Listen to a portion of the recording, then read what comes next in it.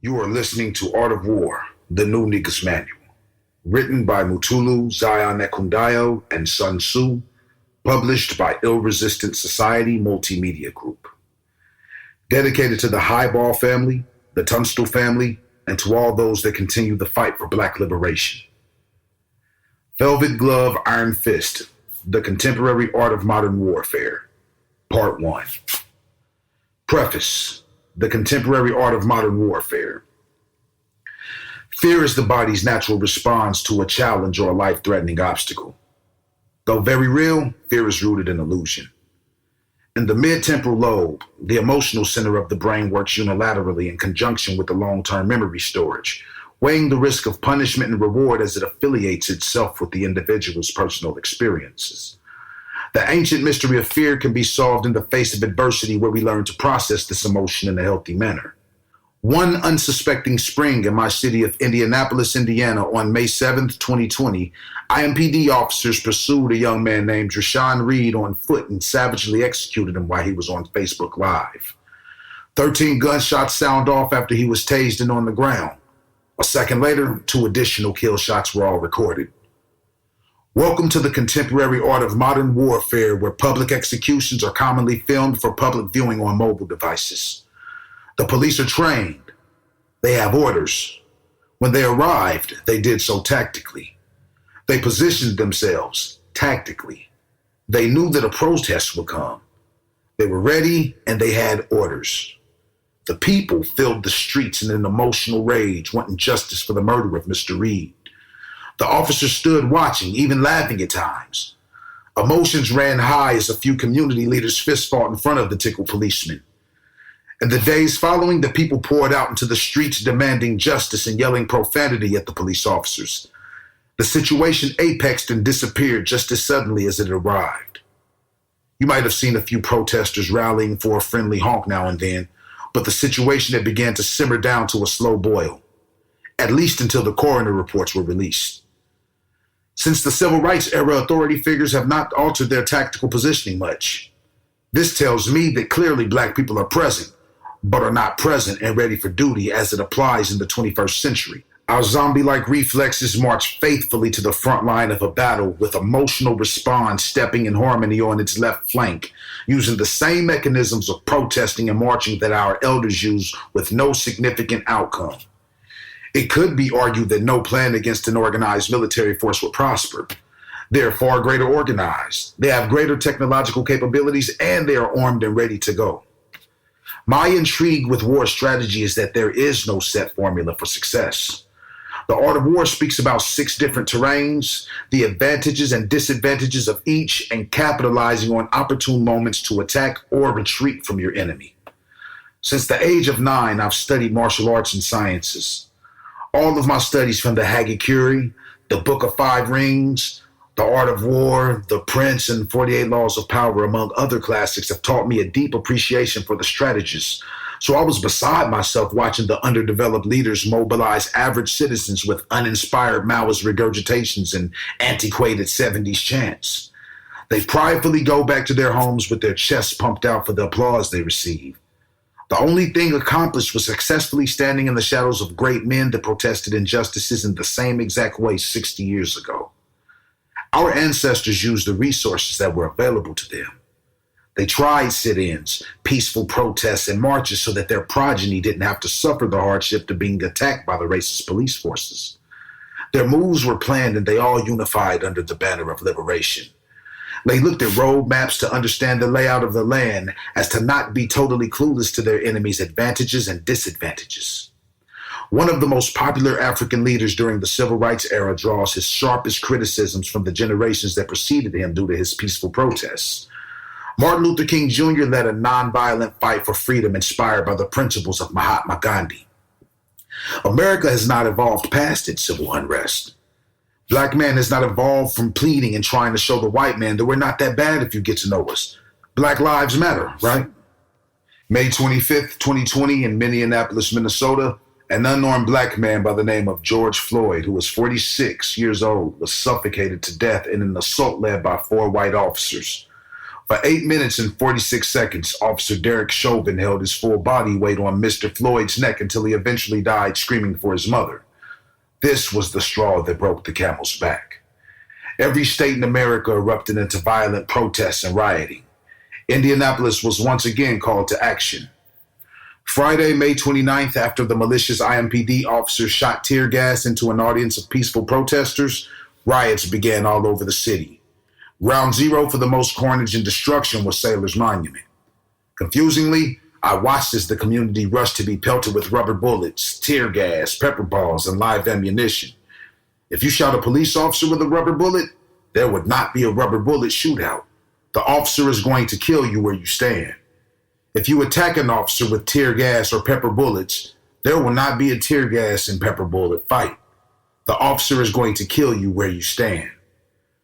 I offer my solidarity and congratulations to anyone daring to stand on the front lines of a revolution. However, many contemporary movements are stagnated by a lack of vision. As children of the struggle, it is our job to continue the fight of our predecessors. Although the conditions have not changed, the times have. It is my sincere belief that with proper use of basic computer technology, the enforcement of communal guidelines, and proper planning, that we can stratify our odds against the machine. Warfare is a multi-layered instrument circumscribed by several offices, including media for propaganda, medics, soldiers, armaments, commanders, intelligence officers, chefs, and more. Being able to identify every resource you possess is the only way to deliver a deadly blow to your opponent. In literal combat situations, if circumstances are ideal, one should never pass on the opportunity to take an enemy's life. Figuratively, this opportunistic mode of operation means it is better to always be prepared than to start training after the war has already begun. In this installment, we will be covering the proper steps to prepare for a revolt by using the components of guerrilla warfare. Each chapter contains a duality of figurative implementation that may also be used in actual combat scenarios. When I use the terminology enemy, adversary, opponent, or foe in this book, I'm speaking about anyone that threatens the peace and domestic tranquility in the Black communities of America. Some of the logic presented may be found questionable, but for those of the warrior hunter caste, I hope this book becomes your contemporary guide for the art of modern warfare. War is hell. We must take our enemies to war. However, we must first restore order in our communities before this can be feasible. This manuscript was published with the intention to start an uncomfortable conversation in communities all across the United States of America. It is not to propagate religious beliefs nor political views, but to initiate a plan of action against the Goliaths we face in our march to full liberation and equality. I didn't want to write another puff piece with general cliches about war, nor the plight of the Black man in America. I wanted to write a piece relevant to the struggles we face today in hopes that even if my life should end, my ideas could spark a much-needed revolt in our communities. It is my sincerest hopes that when we are speaking among one another and it is asked what Black man in America must do to take back his culture, that velvet glove, iron fist, the contemporary art of modern warfare be the new centerpiece of progressive thought. Chapter 1, The Moral Law. In a recent event, 4 African Americans took a trip to Mexico and were abducted by the Gulf Cartel. 2 of the 4 were murdered, while 1 returned injured and only 1 unharmed. Although this matter got little to no attention from senile President Joe Biden, it sent a chill through our nation as another lingering threat showed its head in a display of power. Even though the matter was resolved, my heart was broken from this incident because the Black man in America isn't respected anywhere around the globe. This has been an ongoing topic of discussion for quite some time. However, it seems we are all clueless as to what must be done in order to take full control of our own culture and enforce boundaries to protect it. What are the components that threaten our unity and keep us too divided to stand against the threat of outside influences? The violence in our community continues to rise alongside the incarceration rate as we sit willfully and helplessly continuing the great brainstorm for the question, what is the solution? What is the solution when we are daily bombarded with tragic news stories of Black lives being taken by other Black people? Who can the children trust when the coaches, the pastors, and family members are sexually violating and exploiting them? How do we engage with the youth that are committing violent crimes and recklessly shooting in public, killing countless innocent victims? How can we mend the Black family unit and ultimately our community? Sadly, we are on the brink of becoming a nation of OGs as the last of the elders who upheld our traditions and the integrity of our heritage transition to glory. There was once a time when the OG was highly significant to street culture. However, that significance continues to wane due to a lack of structure. And where there is no structure, there are no boundaries. As a young man growing up in the 90s, I would often hear references to the antiquated G code, in which I took a particular liking to because it was a code for warriors. And my father was a military guy. So I totally understood the idea that sometimes in a fraternal organization, violations occur and must be met with swift disciplinary action. Because of this, since I was about 12 years old, I would entertain the chaotic idea of a thug revolution in which the streets would become the catalyst for change in our community. I imagined that one day a strong leader would emerge in the spirit of Cyrus in the old Warrior movie and inspire all the strongest players from every block and every ghetto across America and enforce order so that we could one day face off with our colonial oppressors. I always had a huge respect for warriors because they enforced my belief that one day Black men would be brave enough or strong enough to change our situation. Nat Turner, Harriet Tubman, Malcolm X, all names that fueled me from the time I was 8 years old. It amazed me that in a world where most people just want to get by, that men and women such as these really existed. If I'm to be honest, it's the only thing that gave me any faith in some of the Bible stories I had read as a young man. There was always a voice among voices that would emerge to risk his life for the betterment of our people. Sadly, this day never came. I saw that there was no respect for the women, the children, or the elderly, nor was it enforced when a brother or sister violated those that couldn't protect or defend themselves. There was no pride for our communities. The playgrounds where I live in Indianapolis are littered with broken glass, needles, liquor bottles, and bums. The liquor stores and the gas stations are alive and well with idiots that terrorize the same neighborhoods they reside in. They fight and shoot and rob at the stores we all patronize with no one to answer to for this foolishness. I've had a few friends of mine lose their children due to gun violence, and the circus act that ensued while the community organizers all gave their 2 cents as to what the root of the problem may be. Some of these situations hit a little too close to home, and it made me question where my loyalty was as I succumbed to the feeling of powerlessness, wondering if Black man has de-evolved to become a nation of cowards. We don't handle the domestic threats inside of our own neighborhoods. However, we have a strict policy on not speaking to law enforcement about these domestic threats. We don't protect the elderly or make sure the playgrounds are safe for the children. However, we effectively protect those that put them in danger with our silence. We know we can't trust the police department.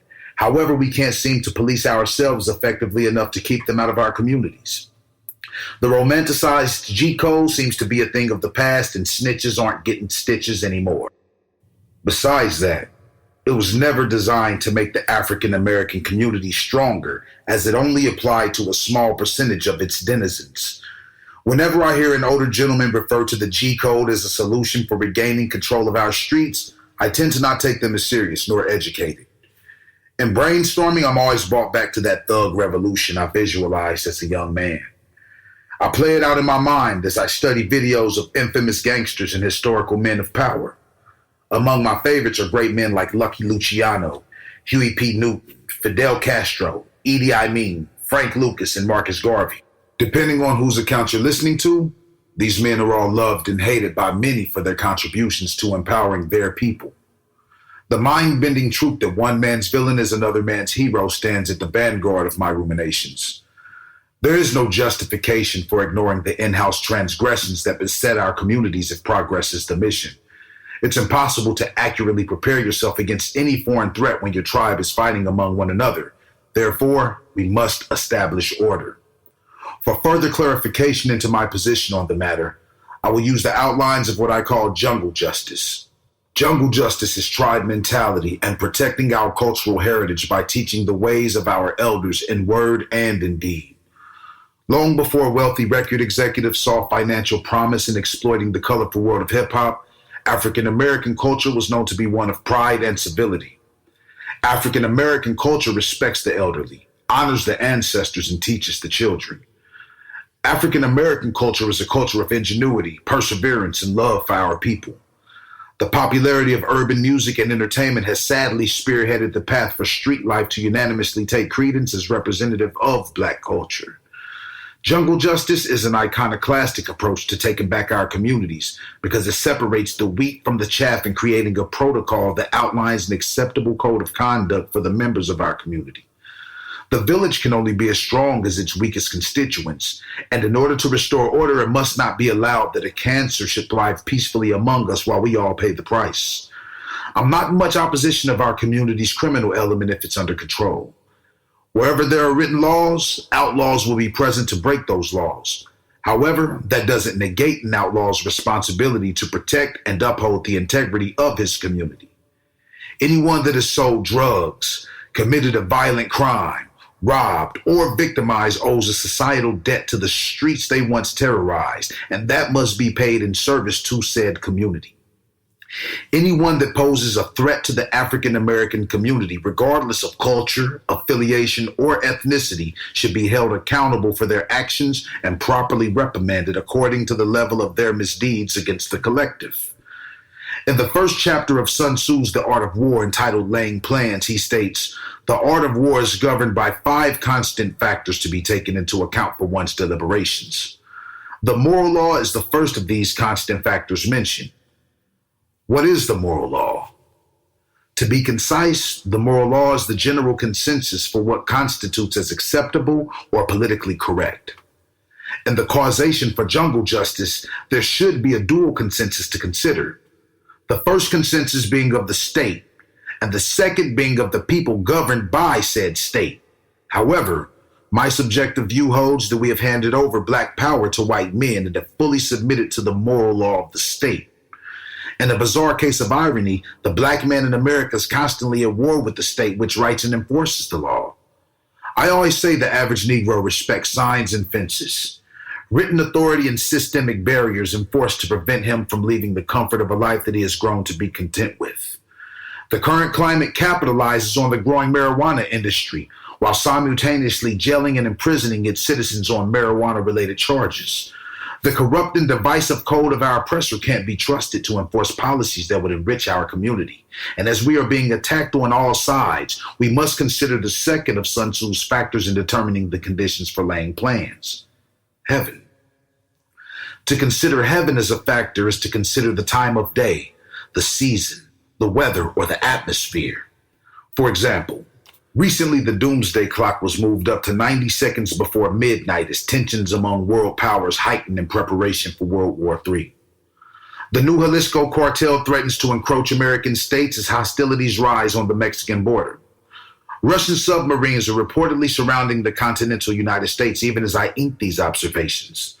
The Silicon Valley Bank a few days ago was shut down and taken over by regulators, which is throwing the country into a panic concerning the value of the USD currency. As nation rises against nation in a new arms and technology race for power, the family structures in the Black community continue to dwindle as the men and the women fight one another. The current state of world affairs doesn't afford us the luxury of having another march, debate, or come to Jesus about what the Black man's true religion is. The conditions of earth to be determined are contingent on the physical terrain that must be covered, and equally the physical terrain covered by the enemy. What distances or how much space must be occupied by our troops in order to accomplish our objective, and what natural resources will present themselves to us or prevent us from being successful. Analyzing the threat level and possibility of death are very important. We've had too many martyrs on our fight for freedom, as it is much easier to die for a revolution than it is to live for one. In determining the current state of Earth as a factor, one mustn't forget to consider the benefits of modern technology in creating propaganda. All successful military campaigns begin as a psychological operations, and all great guerrillas understand the importance of instituting some form of media to spread your message or to gain favor in the eyes of the people or the state. This is something that we'll cover in more detail later on. The commander is a very interesting determinant in this equation, since everyone that has ever stood for something has lost his life or his freedom in defense of it. I say this to highlight that even the toughest among us are reluctant to speak too loudly or boldly about anything that threatens us in this capacity. The ideals of a strong leader rising up among us has to be cast aside, and we as a nation must take full accountability for leading ourselves to the promised land and cleaning the mess in our backyards. Not every enlisted soldier is placed on the battlefield. Some are chefs. Some are reporters and photographers. Although there will definitely be brilliant leaders and organizers among us, I detest the idea of waiting for anyone to save me. We collectively must decide to save ourselves. The method and discipline as the last determining factor in laying plans cannot be decided by the whole, but by a dedicated few. This is why I lean so much on the use of technology as a means of spreading a message to my community with this idea called jungle justice. It allows me to multiply myself and my movements under a cloak of clandestinity. Chapter 2. The Commander. What makes someone a good leader? Sun Tzu's The Art of War outlines the 4 traits of a true commander as courage, humanity, wisdom, and integrity. Every true pupil of stratagem begins their journey by first understanding the context of a kingdom's historical climate before they can attain a rudimentary comprehension of martial theory. Just as wisdom mirrors knowledge, so the orders of a true commander reflects his efficacious studies and battlefield experiences. There is so much to be said about the complexities of what the art of war calls the true commander. The path of a leader involves great self-development and discipline, which ultimately lead to self-mastery. Frequently, I will tell my pupils the importance of knowing thyself. Sun Tzu states, if you know the enemy and know yourself, you need not fear the result of 100 battles. If you know yourself but not the enemy, for every victory gained, you will also suffer a defeat. If you know neither the enemy nor yourself, you will succumb in every battle. It is my theory that if you are self-aware, then you will become one with anyone you encounter. Being honest with self establishes self-accountability, which is a precursor to self-development. In the process of leadership development, one must daily square off with his own emotions, insecurities, and fears. In the spirit of Yamamoto Tsunetomo, every day without fail, one must consider himself as dead. A true commander cannot be swayed or altered based on his emotions or the circumstances surrounding his personal affairs. The true commander stays on code and never leaves his post. He is empathetic to the voice of the people. However, he is unmoved after his plan is set. Similar to the crane, he makes his movement swift and only strikes when victory is assured. Though it is common for a wise leader to call an audible, his plans are not complete without an effective exit strategy. He methodically arranges his pieces and understands the importance of placing his ego and his emotions aside for the sake of the mission. If a leader is not sensitive to the needs of his followers, he will lose their attention as fast as he gained it. His movement will fizzle out and the morale of his troop will be exhausted. Good intentions, unfortunately, are not a requirement to lead, as is obvious with the United States government. Your good intentions will not resurrect the comrade who fell because you gave a foolish command or raise bond money for an apprehended associate. Although many are called, only few are chosen. Glory in the grave will always find a willing participant to usher through the fires. Some emerge on the other side of those fires as legends. Others are consumed and revealed to be paper gods fueled by the standing ovations of their own ego. Though it is indeed true, it pays to be a great commander. It also costs. Many grievous sacrifices are required from he who pledges devotions to any revolutionary cause. After a quarter of a century, my experiences and observations have shown me a few notable flaws of the typical underdeveloped leader. 1, many have the ability to gather audiences, but not many have a plan of action to share with the people. The disorganized commander is a laughingstock to the people. Like a bag of potato chips filled with 3/4 air, he speaks very eloquently and makes grand promises, however has no step-by-step plan to attain his vision. In the end, his exercise in futility will be forgotten, and he will be ridiculed and mocked as a weak leader. On this premise, I will advise the amateur organizer, before facing off against a larger opponent, take a little time to write a mission statement, an objective, desired outcome, and a step-by-step plan on how you're going to accomplish it. Only then can you begin setting up your intelligence and psychological operations. 2, although reading isn't a thrilling pastime for the new generation, you should never underestimate the power of a masterfully crafted piece. In between your studying, keep a journal and chronicle your learning experience. You may not be an eloquent speaker. Neither was Huey P. Newton. But what made his literary works ingenious were the ideas. Learn to anatomize your thoughts. Share them by way of blogs on social media sites or publish a manuscript to pass out to your target market. A wonderful thing about technology in the 21st century is that multimedia platforms are birthed daily, and spreading a message or a newsletter is as simple as the push of a button. This paves the way to share your message and to help your supporters understand policies that you enforce and things you may be doing in the community, especially if your manifesto transparently outlines your mission, objective, methodology, and desired outcome. 3. A great trait for a leader to possess is the ability to articulate his views and inspire the people with powerful words. However, not all leaders should speak as much as they do. The benefit of having a plan is that you know what needs to be outlined, and you can create a concise agenda for your public addresses that will allow you to convey your message without over-talking. Once you begin to lose the people with the relevant details and fancy speech, the public will see through your novice style of leading and you'll lose their interest. If you're not a good speaker, have someone else deliver your addresses or learn to write a captivating article to keep your followers engaged. Keep it short and poignant. 4.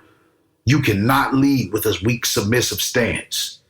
By a submissive stance, I'm speaking about passive body language and demeanor. I don't give a damn if it's freezing cold outside. If you are under my command, you are not to put your hands in your pockets when we are on the front line. This suggests passivity. Uncertainty can be detected in the indolent posture of a paper warrior. How will an enemy respect your squadron if you are pacing frantically and stuttering over your words like a nervous schoolgirl? A true commander is an expert observer. If standing face to face against another leader with weaker disposition, I know he is a compromising man that would crumble under the weight of any form of attack. In my spare time, I enjoy studying communications and have grown very good at applying pressure to people and understanding who they are based on how they deal with said pressure. The spoken word is only a fraction of communication. We communicate things without knowing. One may communicate that they're afraid of police officers by sweating and shaking when they're pulled over. A woman may communicate her interest through eye contact. In truth, there is no way to conceal your weakness for long.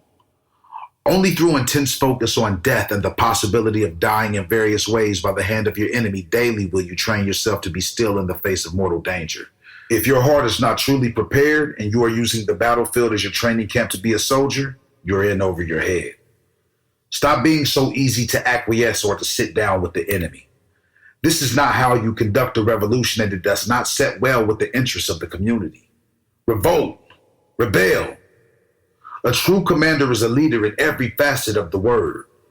Even in his implementation of martial theories, he interprets them in such a way that new ideas are formed as to lead the charge for a new wave of revolutionaries. In times of peace, he offers his service to the people. This is how he gathers his resources and propagates his agenda. Although I revere the sacrifices of our fallen ancestors, I refuse to follow a blueprint that no longer applies to society's evolution. Black Americans fought for freedom in the Civil War, but I would highly discourage any of my brothers to appear on the front line with a muzzleloader and gunpowder. Chapter 3. The Method and the Discipline. The cerebral cortex takes 25 to 26 years to fully develop and is the part of the brain in charge of language, intelligence, personality, decision-making, among many other things. Our cultural experiences and our environment influence our perception of the world around us, emphasizing the importance of communal standards from a very young age. As you are programming your mind to learn a new task, you temporarily can no longer be as productive as you once were. It's no longer as comfortable, and it feels a little like work because you have to focus tentatively, taking account for your every move until the new operation becomes as instinctive to you as the previous ones were. This is a very long and arduous journey, which many never embark on due to the rigorous nature of this process. It answers the why to Frederick Douglass's statement that it is easier to build strong children than to repair broken men. And it also is the precise logic for establishing our own rights for the preservation of decency and order in our neighborhoods. In other cultures, 12 years old is when a child experiences a rites of passage to usher them into adulthood. Adolescent childhood is traditionally when the values gained during previous stages of brain development began to manifest in a person's daily interactions and behavior. This is why cultivating discipline and structure is such an important thing at this time. Jewish culture celebrates a child's evolution to adult with the bar mitzvah. This isn't just a celebration, but it's also somewhat of an open acknowledgement to their community that the child shall be held accountable to uphold the laws of their cultural heritage. As the current climate has it, our rites of passage now are dictated by street culture. Those that survived the violence, the prison sentences, and the battlefield earn the right to call themselves OGs. Until the day they die, they will claim the neighborhood with this same esprit de corps one shows for their college fraternity or sorority. Where there is no cultural identity, there can be no cultural pride. Whereas OG mentality stands on the preservation of street laws and advocate codes that neither advance or protected the Black community, village mentality enforces common decency and advocates for the macrocosm of our community. As we've discussed the moral law of the state previously, we are going to explore the traits of a true commander and what could possibly be done for one to institute a moral law independent of the governing state. All my life, I have meditated on the 4 traits of the true commander as outlined in Sun Tzu's The Art of War. The manuscript is definitely formidable and lays a beautifully crafted foundation for one who desires to understand the secrets of war. However, all works of antiquity should be challenged as society has evolved beyond the high tactical usage of John swords and flaming arrows. We live in a police state, and leaving nothing to chance, one must always consider the great eye in the sky before instigating an initiative. This is why I say courage, integrity, wisdom, and humanity alone are inadequate to constitute the makeup of a true commander in modern society. One must also possess creativity and the ability to appear foolish or unwise in the eye of the general public. A great example is Vincent the Chin Gigante, who was the head of the Genovese crime family. Impressively, even under the scrutiny of FBI and CIA operatives, he was able to trick authorities by leaving his home in bathrobes and feigning to be mentally unstable whenever he was in the public's eye for close to 30 years. The United States of America is in a police state. Law enforcement use citizen-fueled databases created on what we currently call social media profiles, and high-tech surveillance even include the common usage of drones. Replicating the stratagems of fallen revolutionaries and regurgitating nostalgic speeches will only equate to disaster, as times have changed drastically since the Civil Rights era. The wise leader, in knowing he is moving against the state's moral law and constitution, must first consider the social climate and how to gather his supporters. My experience has shown me that an isolated display of organization or military power does nothing to rally the people's trust in a leader, especially without a palpable manifesto or bylaws. If it stands in favor of the village, then the village will show support. However, if it only stands to favor some agenda foreign to the village will turn their backs. My successes in this realm have never came from wearing elaborate uniforms, power in numbers, or any affiliation with an organization. I've never stood above the masses to declare myself a voice to be celebrated above others. I simply offer my God-given talents for the benefit of the whole. No one can do everything, but everyone can do something. The idea of a messiah or a leader among us is far-fetched if you can't see that person in the mirror. All of our heroes are gone, and those that try to step forward to lead the cause are martyred or imprisoned, only for the rest of our people to quietly fall back into submission, fearing the true fate for liberated men in the wilderness of North America. The commander must proliferate his cause in order to save his life. A principle or protocol that unifies us all for the common interest of lowering violent crime in our streets. Accountability must be shared by every member of our community, irrespective of race, religion, nationality, or ethnicity in implementing the strategy. It should be effectuated that public areas such as the gas stations, grocery stores where the people in our neighborhood shop should be labeled as safe locations with the threat of being violated if that treaty is encroached. In separating the wheat from the chaff, bylaws shall be formed, including the penalties. Some would argue down this methodology on the grounds that it borderlines vigilantism, but I would contend that point by highlighting the negative effects of reckless and senseless crime in the inner cities of America. The world of crime, drug trafficking, outlaws in the Black community should govern itself and give back to the communities they victimize by standing on the unanimously chosen Constitution. The need for love and acceptance is among the most primitive of our psychological necessities for survival. Consider this in the event of confronting transgressors to the agreement. Excommunicating one who violates this code from his suppliers or operating in his and all affiliate neighborhoods. The burden of executing justice in matters of treason would be an absolute farce without consistency, nor would it be practical or fair without a wise council of village minds to deliberate on such issues. Long before the sword of justice can be used to hack away at those that mean the Black community harm, we must first lay a foundation in an attempt to separate the village from those that exploit it. If one is able to gather the elders, he will be supported by the clergy. If one is able to advocate for the children, he will be adored by the mothers. One who is adored by the mothers will be admired among men. Social gatherings are always a good way to get people's attention. Traditionally, the expense is far less than that of facilitating programs which may require funding or donations to operate. It would be advantageous to make yourself accessible by creating a hotline or website for your supporters. These mediums will be used strictly in service of the people. And launching small operations like this, which don't require much sacrifice in the realm of confrontation, you will gain the attention of the public and gain volunteers to help assist you on your mission. Also, never underestimate the importance of using every form of multimedia as a platform to share this mission. Chapter 4, The Dove Initiative.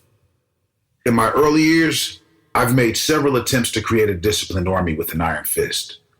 I was known to be a pugnacious man of extremes in my youth, so even though my motives were genuine, they were often overshadowed by my juggernaut approach to confronting an issue and taking power with a display of force. The willingness to lead doesn't discriminate against idiots. However, the wisdom to lead is something only learned through constant failure without a skilled teacher. Without a clear manifesto outlining your objective and how you plan to accomplish that objective, you will find great challenge in mobilizing your brigade. The example we are going to use is called the Dove Initiative, which is a prototype for the kind of community initiatives to gain the support of the people. The Dove Initiative. The Dove Initiative is a collective of dedicated citizens looking to lower crime in Indianapolis by creating programs that will confront mental health, domestic violence, and handgun violence between our youth. Once upon a time, a child was a child of the neighborhood. If a young one did wrong, he or she could be corrected or chastised by the elder members on that block, and nobody questioned the acts of discipline. As a village, we must sacrifice for the empowerment of our future generation by confronting the nonsense that is occurring in the streets of our neighborhoods with the institution of regulations and bylaws to contain the crime element in our city.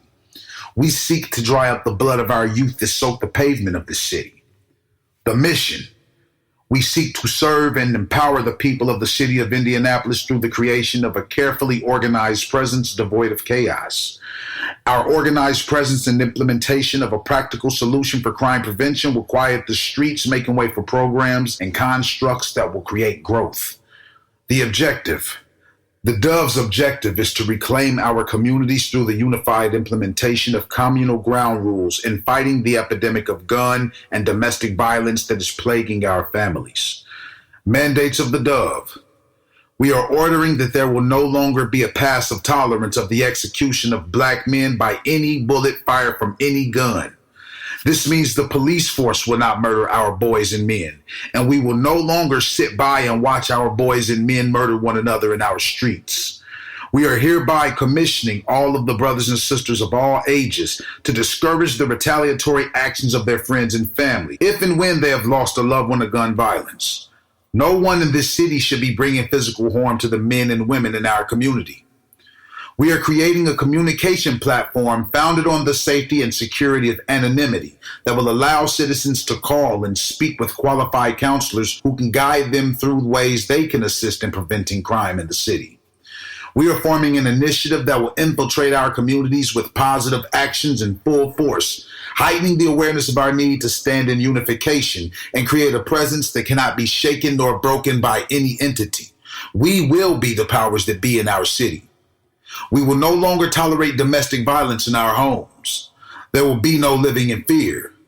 We will no longer tolerate the physical abuse of the men that were created to be the provision and protection of the foundation of our homes. Our homes will be safe havens for ourselves and our children. We will raise our boys to see that men are to be respected and revered only through their provision and protection of their home, their families, and their community. We will raise our girls to hold their heads high and respect themselves, that they may walk in their predestined path as the matriarchs of entire neighborhoods and cities, and second, demand the respect of man. The Descending Dove Domestic Violence Initiative.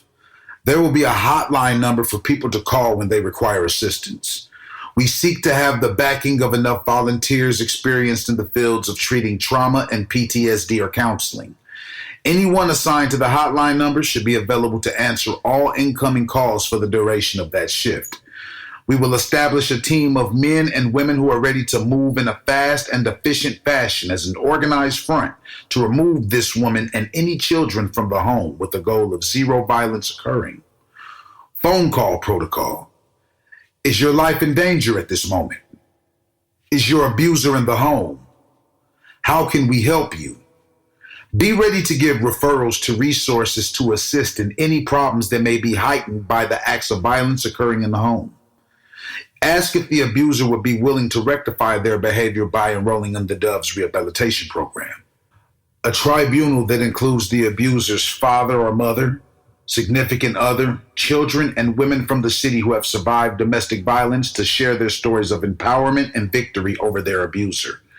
Anonymity is the word of the day for all callers on any of our fronts. Our goal is to promote safety and security in our city. Confidentiality is key. The divulgence of anyone's personal information or situation to anyone outside of the crisis team will result in immediate and swift tribunal corrective action. We are a village that will hold one another accountable as responsible adults operating on an ethical foundation.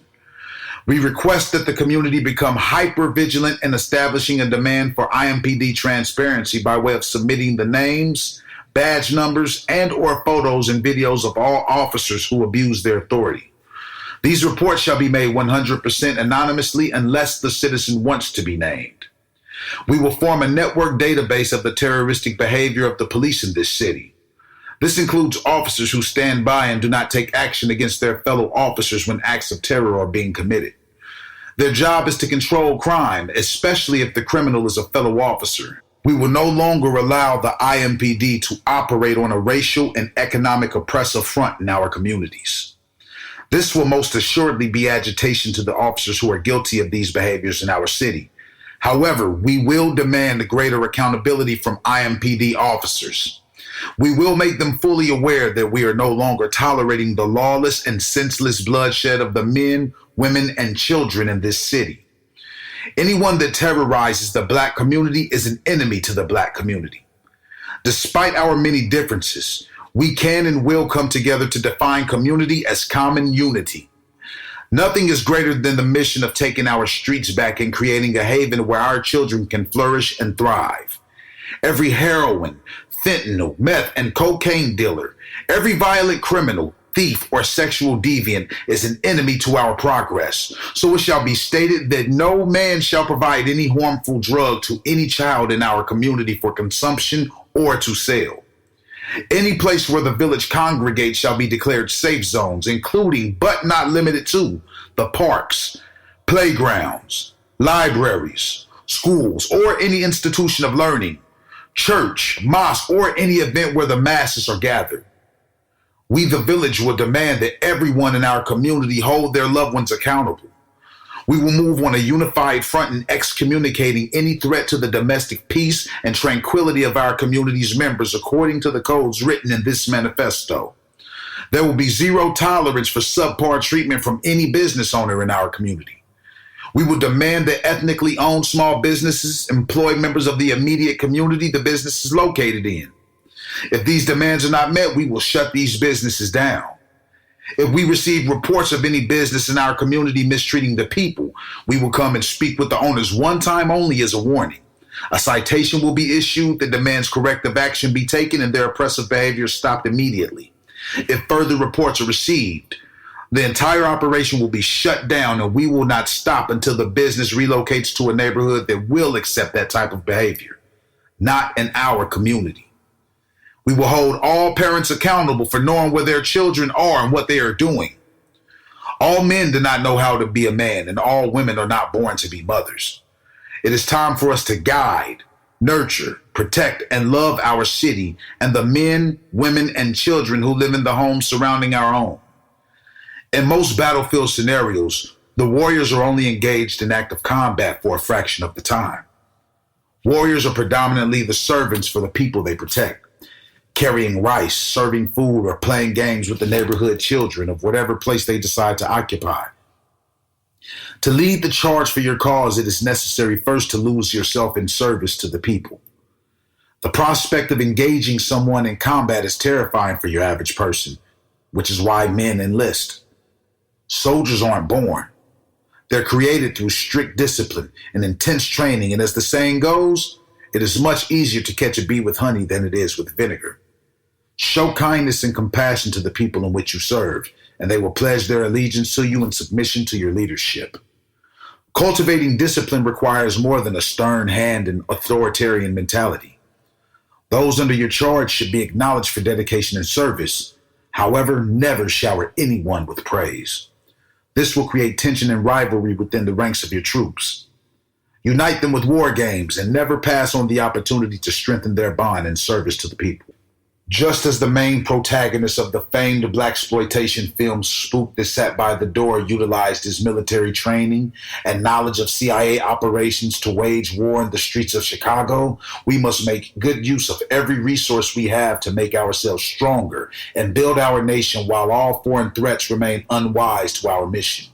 This is the substance of subterfuge, or as I call it, wearing a velvet glove over an iron fist. Chapter 5, The Velvet Glove and the Iron Fist. Often when someone says chivalry is dead, it is implied that there aren't many gentlemen and that romance is a thing of the past. Incidentally, I agree with these words in the true context of chivalry being a code among warriors. Despite the contemporary success of books such as Mao Zedong's Treatise on Guerrilla Warfare, there is no universal written code of ethics in which all warriors are bound by in our neighborhoods.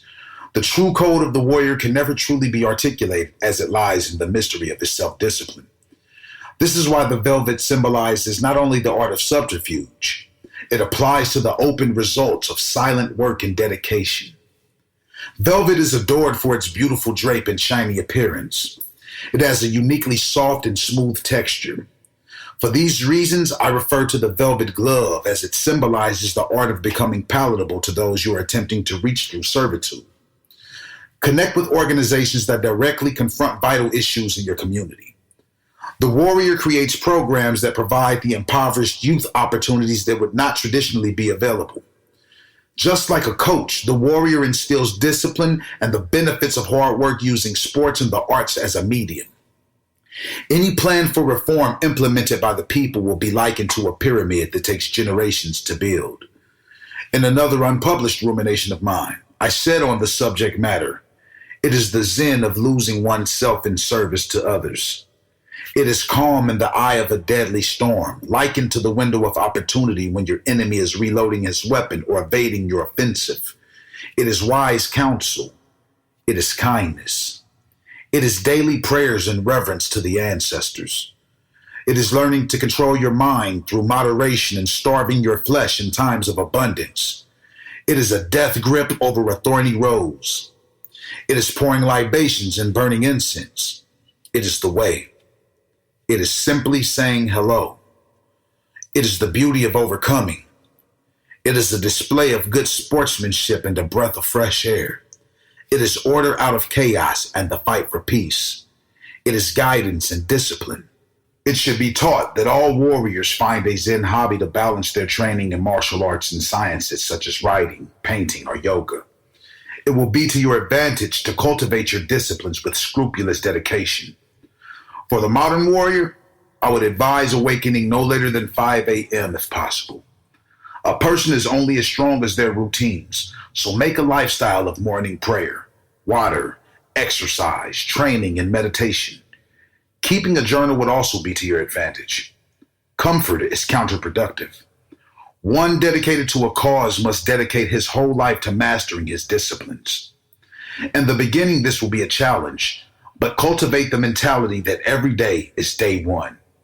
In doing so, you will protect yourself from self-deprecation and inconsistency. The velvet glove is concealing your intentions from outside invaders while working for the unification of the village. A person is not defined by what they say yes to, but by what they say no to. Make a practice of saying no whenever in your best interest to do so. The iron is for the weaponization of our knowledge and the mobilization of our people. It is enforcing the code of the people and our Constitution. Divided, we are fingers, but united, we are an iron fist. The federal and state law says that it is a crime to sell illegal substances. The law of the village shall state that it is a crime to sell any harmful drug or substances to children or supply them to sell. If any member of our village be found in violation of this law, he shall be reprimanded according to the general consensus for crime and punishment and excommunicated. The federal and state laws state that it is a crime to possess or sell weapons. The law of the village shall state that it is a crime to sell any dangerous weapon to children, and that no child shall possess or conceal a gun in our village. If a child shall be found in violation of these laws, or if a child injures or takes the life of another village member, the crime shall be on the hands of their guardian or caretaker. Lifelong excommunication is prohibited for most offenses committed by children, as there is no child beyond reaching or correcting. Though it is encouraged that he hands himself in to the wolves or the law enforcement, the village shall provide counsel and guidance in ensuring he repays his debt to the village upon re-entering society. The law of the state says it is a crime to take a life unless it be in self-defense. The law of the village shall also state that it is a crime to kill another denizen of our community unless it be in self-defense. If retaliation must be had, let it be stated that all places in which the people of our community patronize and gather are off limits for the safety of all men, women, and children. All acts of violence or retaliation must be contained, and there shall be no exception for the taking of innocent bystanders, especially the elderly and the children. Anyone who violates these ordinances by committing violent crime on the grounds of any church, school, gas station, grocery store, or park where the people gather shall be reprimanded according to the village consensus and excommunicated from functioning in our community. The terms of excommunication imply that operations in the Black community are no longer available for the accused, and we will encourage them to hand themselves over to the wolves or the authorities to atone for their crimes against the people. The iron is for the might of the vanguard and the willingness of those entrusted with the safety of our people to defend us at all costs. Chapter 6: Intel and Subterfuge. As a practitioner of self-defense and martial arts, I love the controversial art of deception and feigning. While one may mistakenly assume that warfare hinges on the frame of weapon technologies, I disagree. Before an attack, one is always careful to make sure he operates from shadow to shadow and keeping his enemy none the wiser to his constructs. The ability to create smoke and mirrors is of vital importance when outgunned, outorganized, and outnumbered. Street lights and cameras make it nearly impossible to execute a deadly blow to the enemy undetected. Technological advances have checkmated the people into a hopeless corner concerning any potential to perform a successful guerrilla attack. One of my favorite life observations is that if you don't evolve, you'll die. The enemy is now omnipresent. This is why the 21st century guerrilla unit must learn to make their numbers unknown, their presence felt, and their strikes invisible. Maybe even more accurately stated, he must make his numbers seem almost infinite using the same military tactics used for surveillance and covert planning. Technology has created digital platforms for conducting military operations, such as the Chinese and their popular application, TikTok. I can't stress enough the importance of outlining and laying the foundation for your psychological operations before initiating any form of mobilization. Due to the high level of misinformation fed the American public by corporate-sponsored media sources, we may never truly know the reason China sent a balloon halfway across the globe to put the American people in a frenzy. It seemed to be a playground antic in testing a military's response for future planning. Once you can understand the enemy's strength, you are more apt to use them as your own in training your people. What I hope to introduce to you are a few ideas that I will call silent weapons for quiet wars. Shout out to Killer Army. Silent weapons are commonly overlooked, however, are easily accessible to the general public. A few of my favorites are the written word, the informant, the trickery, the treachery, and the information. Silent wars are created when the people are misinformed about the nature of conflict or lied to completely to prevent public outrage. In watching the growing popularity of the BRICS coalition and the conflict surrounding the growing tension, I am able to identify that a war is being fought and attacks are happening simultaneously around us on various fronts, including chemical and biological. Freedom of speech is never truly on trial when the message defames the Black population.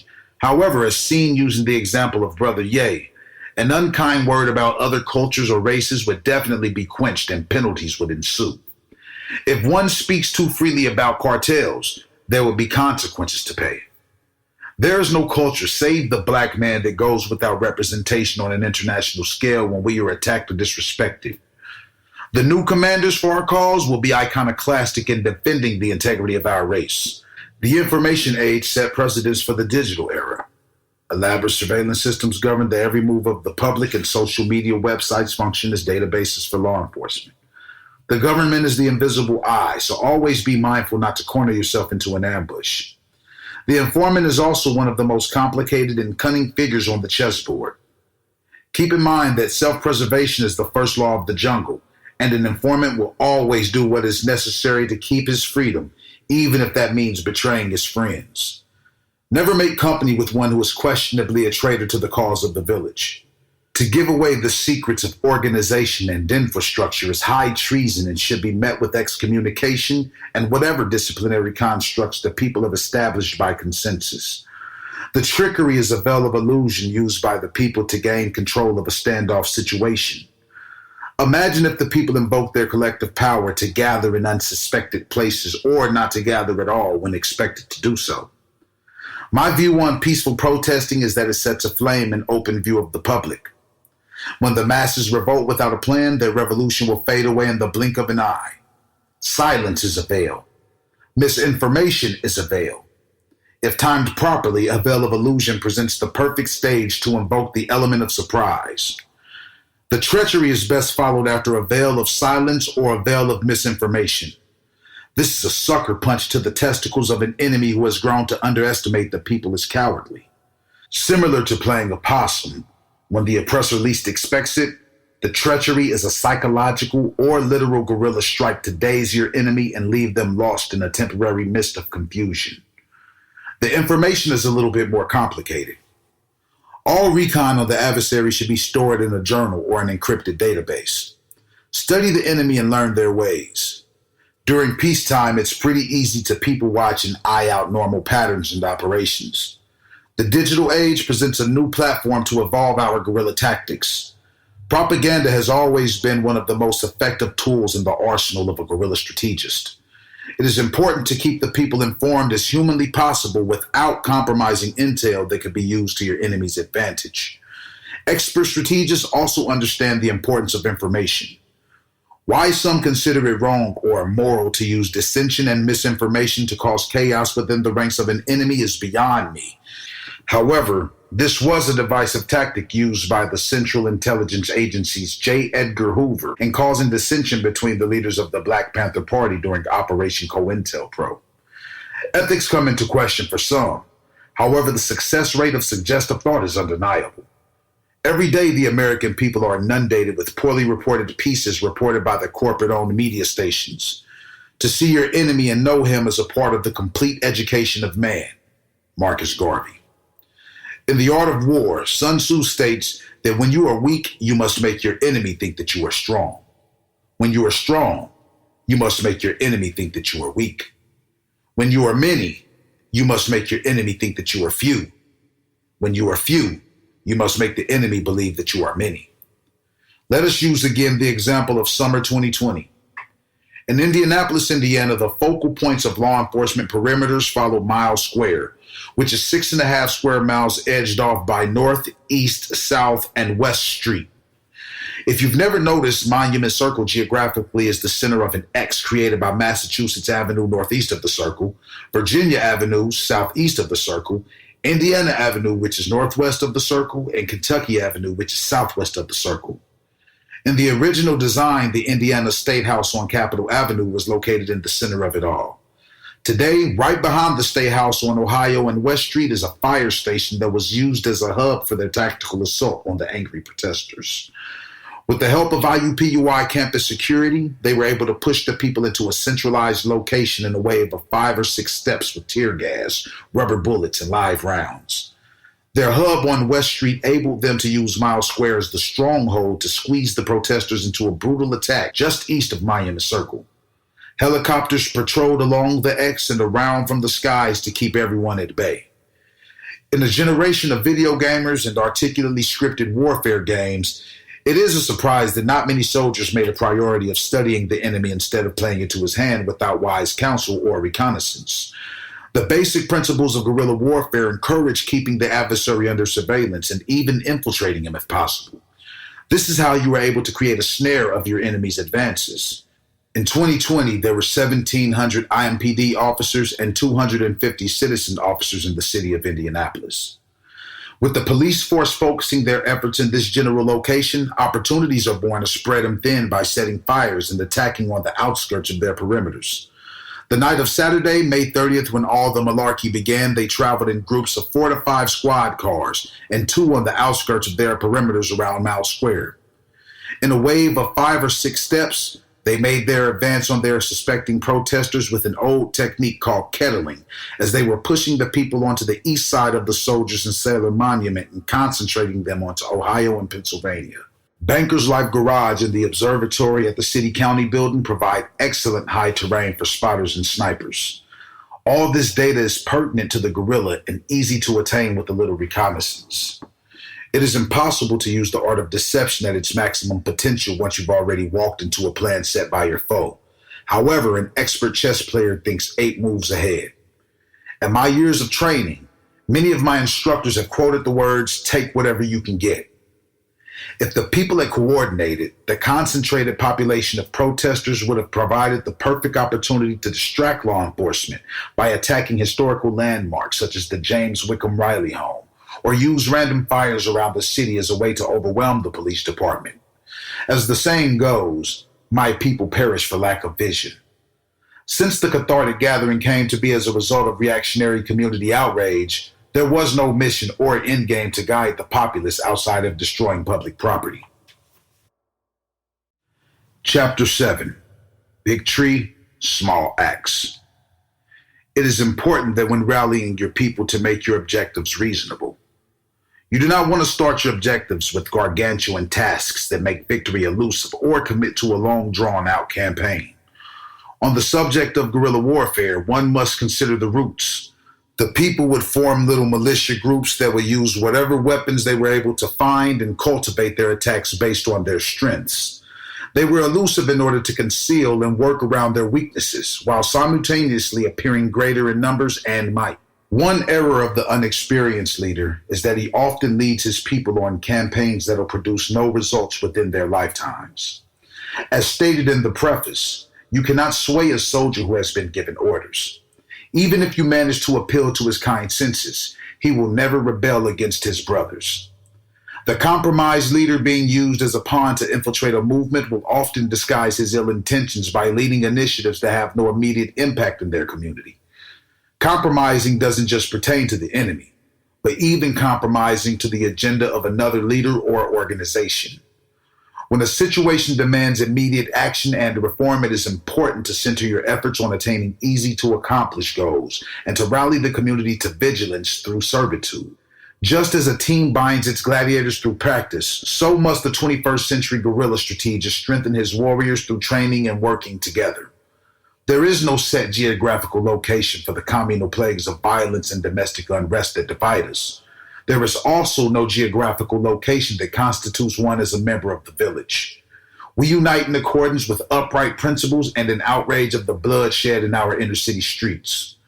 Once more, using example of Friday, May 30th, 2020, the IMPD began tear gassing and shooting rubber bullets at all those who came to exercise their rights to protest. Fires erupted all around the city. Attacks on the monstrous police force rose to a level that struck a fear in the officers that they've never felt. Several stores were looted, burned, and attacks on officers increased dramatically. The unrest between the black community and state's law enforcement created camaraderie between its members. For the first time in years, black men and black women embraced each other in passing and encouraged one another with uplifting words.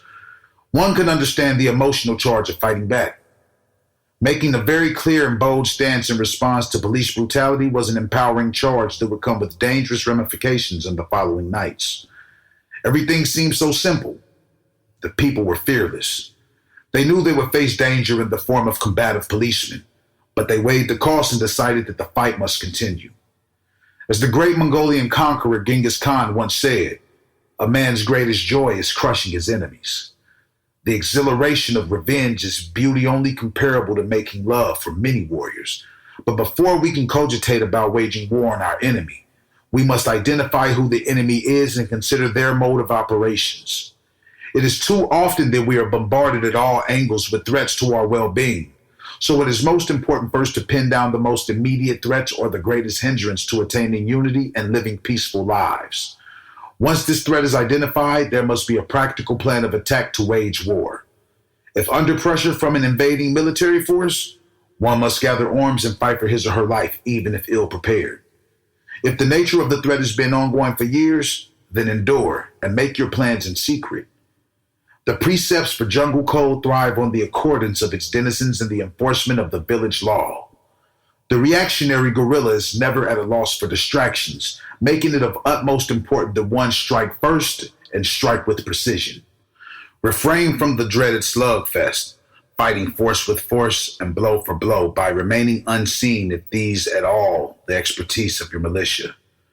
Sun Tzu states in chapter 18 that the art of war acknowledges 9 varieties of grounds or situations covered in the Red Book. For this illustration, let's use the first of these strategies, dispersive ground. Dispersive ground is when the troops are in their backyards and the commander is fighting on his own turf. Dispersive ground can be applied to our daily fight with senseless violence and domestic conflict. Assess the risk of endangering others and be mindful to employ diplomacy in minimizing collateral damage when the battle is in your backyard.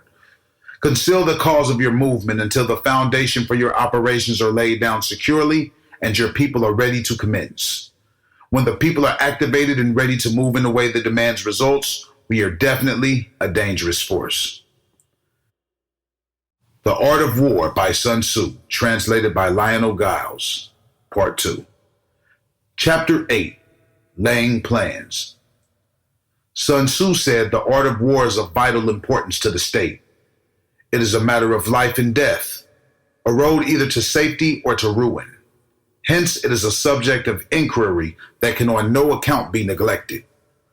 The art of war, then, is governed by 5 constant factors to be taken into account in one's deliberations when seeking to determine the conditions obtaining in the field. These are 1, the moral law, 2, heaven, 3, earth, 4, the commander, 5, method and discipline. The moral law causes the people to be in complete accord with their ruler, so that they will follow him regardless of their lives, undismayed by any danger. Heaven signifies night and day, cold and heat, times and seasons. Earth comprises distances great and small, danger and security, open ground and narrow passes, the chances of life and death. The commander stands for the virtues of wisdom, sincerity, benevolence, courage, and strictness.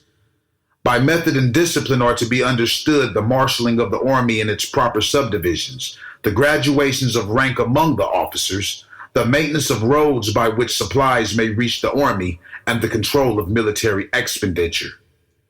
These 5 heads should be familiar to every general. He who knows them will be victorious. He who knows them not will fail. Therefore, in your deliberations, when seeking to determine the military conditions, let them be made the basis of a comparison in this wise. Which of the 2 sovereigns is imbued with the moral law? Which of the 2 generals has most ability? With whom lie the advantages derived from heaven and earth? On which side is discipline most rigorously enforced? Which army is stronger? On which side are officers and men more highly trained? In which army is there the greater constancy, both in reward and punishment? By means of these 7 considerations, I can forecast victory or defeat. The general that hearkens to my counsel and acts upon it will conquer. Let such a one be retained in command. The general that hearkens not to my counsel, nor acts upon it, will suffer defeat. Let such a one be dismissed. While heeding the profit of my counsel, avail yourself also of any helpful circumstances over and beyond the ordinary rules. According as circumstances are favorable, one should modify one's plans. All warfare is based on deception. Hence, when able to attack, we must seem unable. When using our forces, we must seem inactive. When we are near, we must make the enemy believe we are far away. When we are far away, we must make him believe we are near.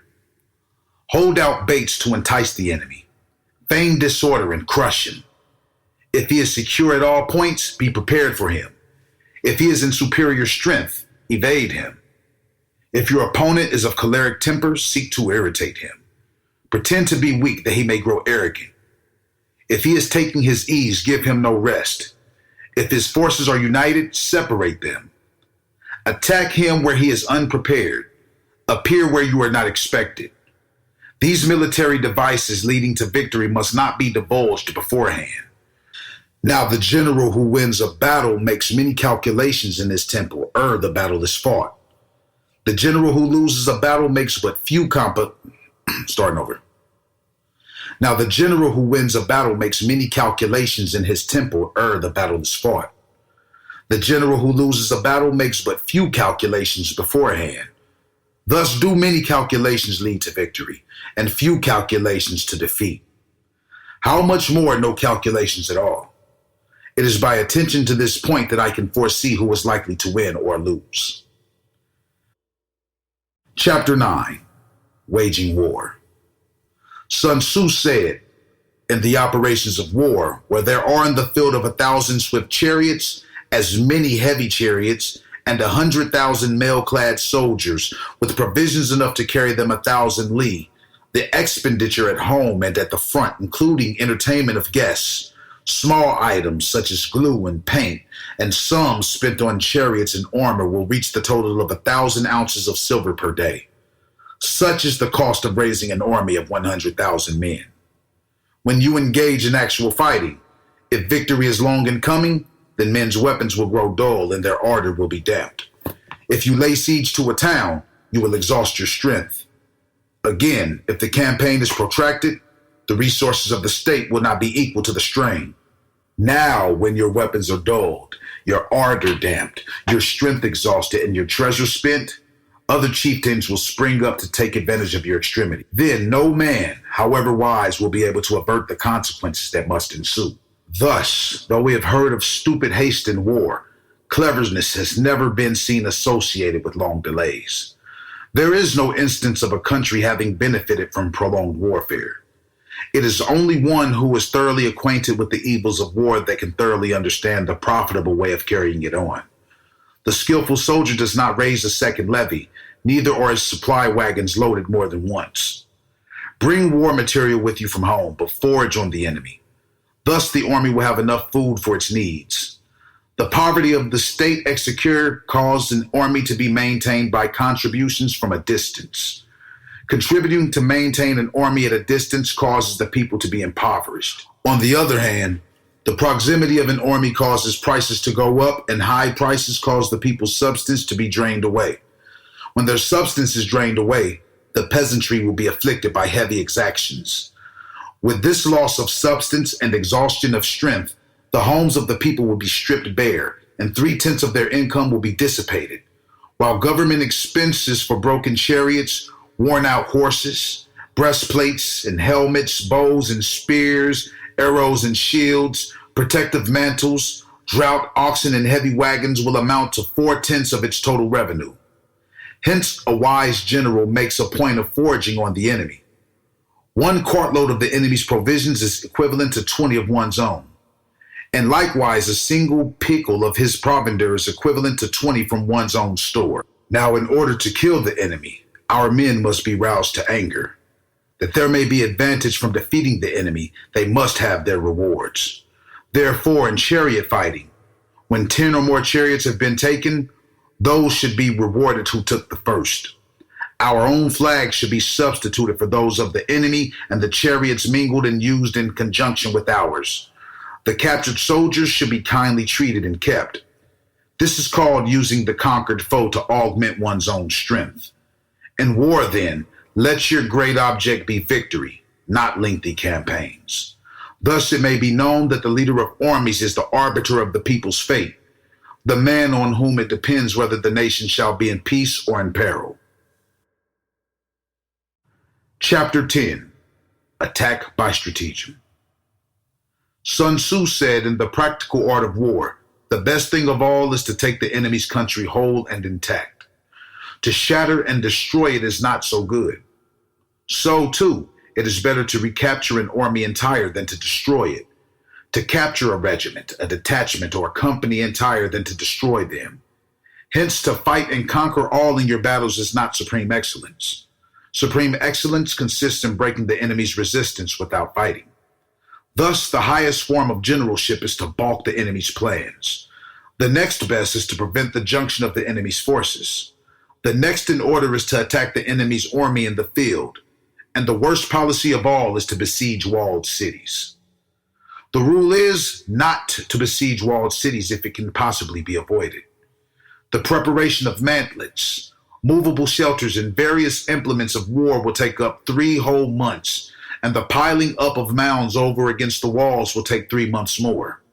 The general, unable to control his irritation, will launch his men to the assault like swarming ants, with the result that 1/3 of his men are slain while the town still remains untaken. Such are the disastrous effects of a siege. Therefore, the skillful leader subdues the enemy's troops without any fighting. He captures their cities without laying siege to them. He overthrows their kingdom without lengthy operations in the field. With his forces intact, he will disrupt the mastery of the empire, and thus, without losing a man, his triumph will be complete. This is the method of attacking by stratagem. It is the rule in war: if our forces are 10 to the enemy's 1, to surround him; if 5 to 1, to attack him; if twice as numerous, to divide our army into 2. If equally matched, we can offer battle. If slightly inferior in numbers, we can avoid the enemy. If quite unequal in every way, we can flee from him. Hence, though an obstinate fight may be made by a small force, in the end it must be captured by the larger force. Now the general is the bulwark of the state. If the bulwark is complete at all points, the state will be strong. If the bulwark is defective, the state will be weak. There are 3 ways in which a ruler can bring misfortune upon his army. 1, by commanding the army to advance or to retreat, being ignorant of the fact that it cannot obey. This is called hobbling the army.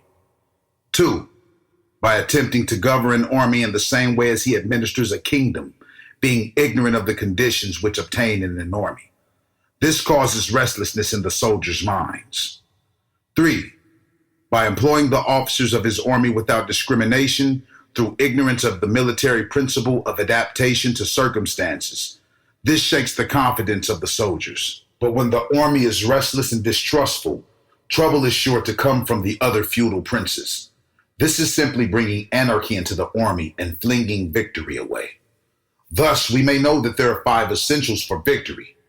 1, he will win who knows when to fight and when not to fight. 2, he will win who knows how to handle both superior and inferior forces. 3, he will win whose army is animated by the same spirit throughout all its ranks. 4, he will win who prepared himself, waits to take the enemy unprepared. 5, he will win who has military capacity and is not interfered with by the sovereign. Hence the saying, if you know the enemy and know yourself, you need not fear the result of 100 battles. If you know yourself but not the enemy, for every victory gained, you will also suffer a defeat. If you know neither the enemy nor yourself, you will succumb in every battle. Chapter 11. Tactical Dispositions.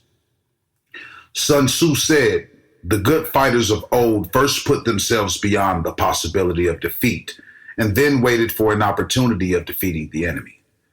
To secure ourselves against defeat lies in our own hands, but the opportunity of defeating the enemy is provided by the enemy himself.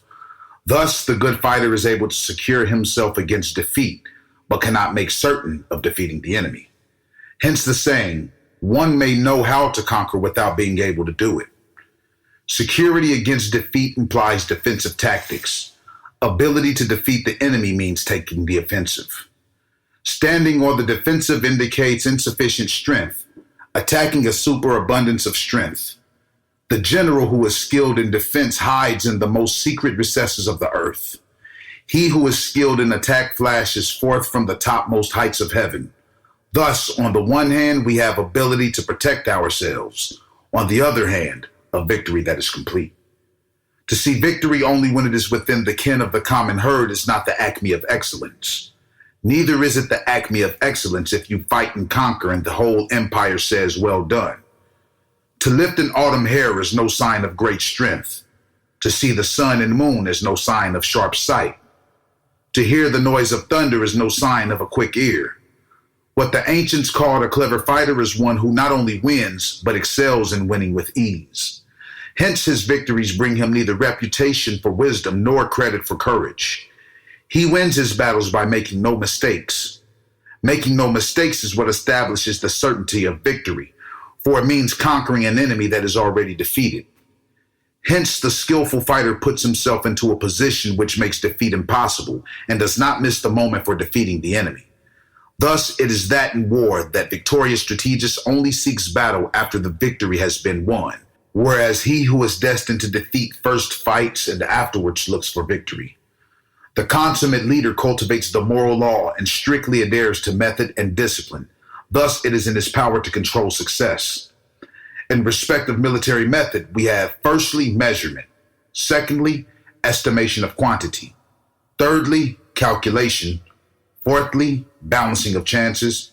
And fifthly, victory. Measurement owes its existence to earth. Estimation of quantity to measurement. Calculation to estimation of quantity. Balancing of chances to calculation, and victory to balancing of chances. A victorious army opposed to a routed one is as a pound's weight placed in the scales against a single grain. The onrush of a conquering force is like the bursting of pent-up waters into a chasm 1,000 fathoms deep.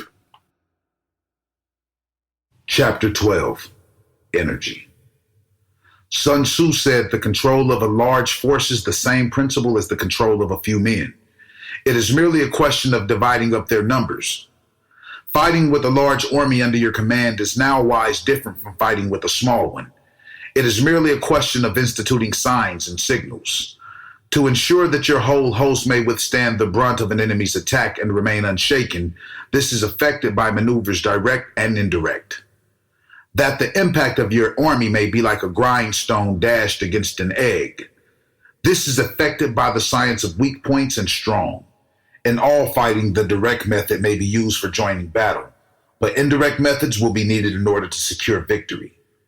Indirect tactics, efficiently applied, are inexhaustible as heaven and earth, unending as the flow of rivers and streams, like the sun and moon. They end but to begin anew. Like the four seasons, they pass away to return once more. There are not more than 5 musical notes, yet the combinations of these 5 give rise to more melodies than can ever be heard. There are not more than 5 primary colors, blue, yellow, red, white, and black. Yet in combination, they produce more hues than can ever been seen. There are not more than 5 cardinal tastes, sour, acrid, salt, sweet, and bitter. Yet combinations of them yield more flavors than can ever be tasted. In battle, there are not more than 2 methods of attack, the direct and the indirect. Yet these 2 in combination give rise to an endless series of maneuvers. The direct and the indirect lead on to each other in turn. It is like moving in a circle.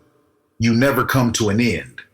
Who can exhaust the possibilities of their combination? The onset of troops is like the rush of a torrent, which will even roll stones along in its course. The quality of decision is like the well-timed swoop of a falcon, which enables it to strike and destroy its victim. Therefore, the good fighter will be terrible in his onset and prompt in his decision. Energy may be likened to the bending of a crossbow, decision to the releasing of a trigger. Amid the turmoil and tumult of battle, there may be seeming disorder, and yet no real disorder at all. Amid confusion and chaos, your array may be without head or tail, yet it will be proof against defeat. Simulated disorder postulates perfect discipline. Simulated fear postulates courage. Simulated weakness postulates strength. Hiding order beneath the cloak of disorder is simply a question of subdivision. Concealing courage under a show of timidity presupposes a fund of latent energy. Masking strength with weakness is to be affected by tactical dispositions. Thus, one who is skillful at keeping the enemy on the move maintains deceitful appearances, according to which the enemy will act. He sacrifices something that the enemy may snatch at it. By holding out baits, he keeps him on the march. Then with a body of picked men, he lies in wait for him. The clever combatant looks to the effect of combined energy and does not require too much from individuals. Hence his ability to pick out the right men and utilize combined energy. When he utilizes combined energy, his fighting men become, as it were, like unto rolling logs or stones. For it is the nature of a log or stone to remain motionless on level ground and to move when on a slope. If four-cornered, to come to a standstill, but if round-shaped, to go rolling down. Thus, the energy developed by good fighting men is as the momentum of a round stone rolled down a mountain thousands of feet in height. So much on the subject of energy. Chapter 13. Weak Points and Strong. Sun Tzu said, "Whoever is first in the field and awaits the coming of the enemy will be fresh for the fight. Whoever is second in the field and has to hasten to battle will arrive exhausted. Therefore, the clever combatant imposes his will on the enemy, but does not allow the enemy's will to be imposed on him. By holding out advantages to him, he can cause the enemy to approach of his own accord, or by inflicting damage, he can make it possible for the enemy to draw near. If the enemy is taking his ease, he can harass him. If well supplied with food, he can starve him out. If quietly encamped, he can force him to move. Appear at points which the enemy must hasten to defend. March swiftly to places where you are not expected. An army may march great distances without distress if it marches through country where the enemy is not. You can be sure of succeeding in your attacks if you only attack places which you are undefended. You can ensure the safety of your defense if you only hold positions that cannot be attacked. Hence, that general is skillful in attack whose opponent does not know what to defend, and he is skillful in defense whose opponent knows not what to attack.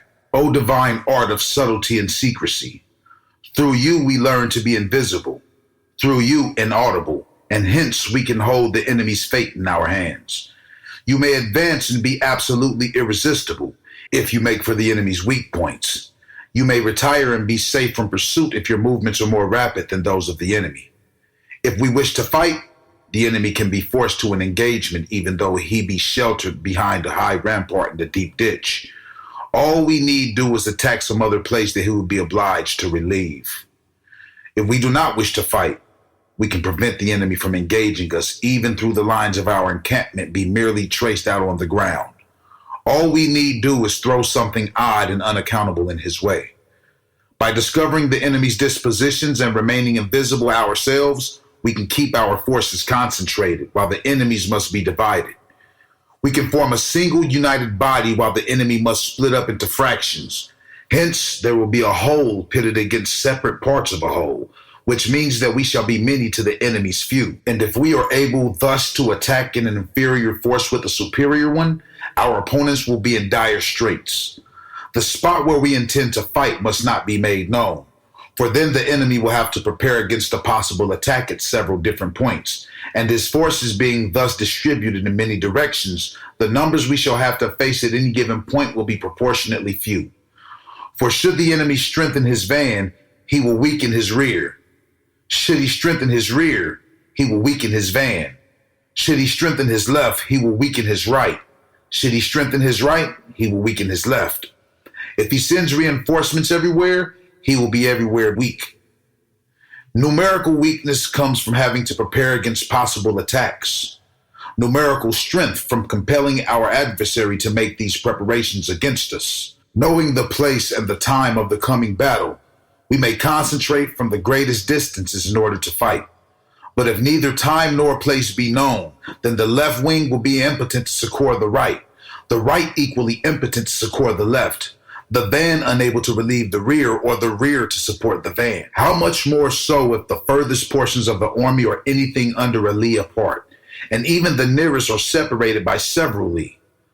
Though according to my estimate the soldiers of Howe exceed our own in number, that shall advantage them nothing in the matter of victory.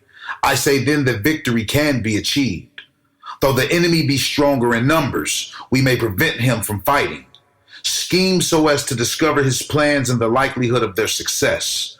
Rouse him and learn the principle of his activity or inactivity. Force him to reveal himself so as to find out his vulnerable spots. Carefully compare the opposing army with your own so that you may know where strength is superabundant and where it is deficient. In making tactical dispositions, the highest pitch you can attain is to conceal them. Conceal your dispositions, and you will be safe from the prying of the subtlest spies, from the machinations of the wisest brains.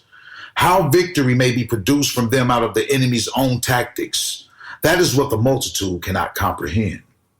All men can see the tactics whereby I conquer, but what none can see is the strategy out of which victory is evolved. Do not repeat the tactics which have gained you one victory, but let your methods be regulated by the infinite variety of circumstances. Military tactics are like unto water, for water in its natural state runs away from high places and hastens downwards. So in war, the way is to avoid what is strong and to strike at what is weak.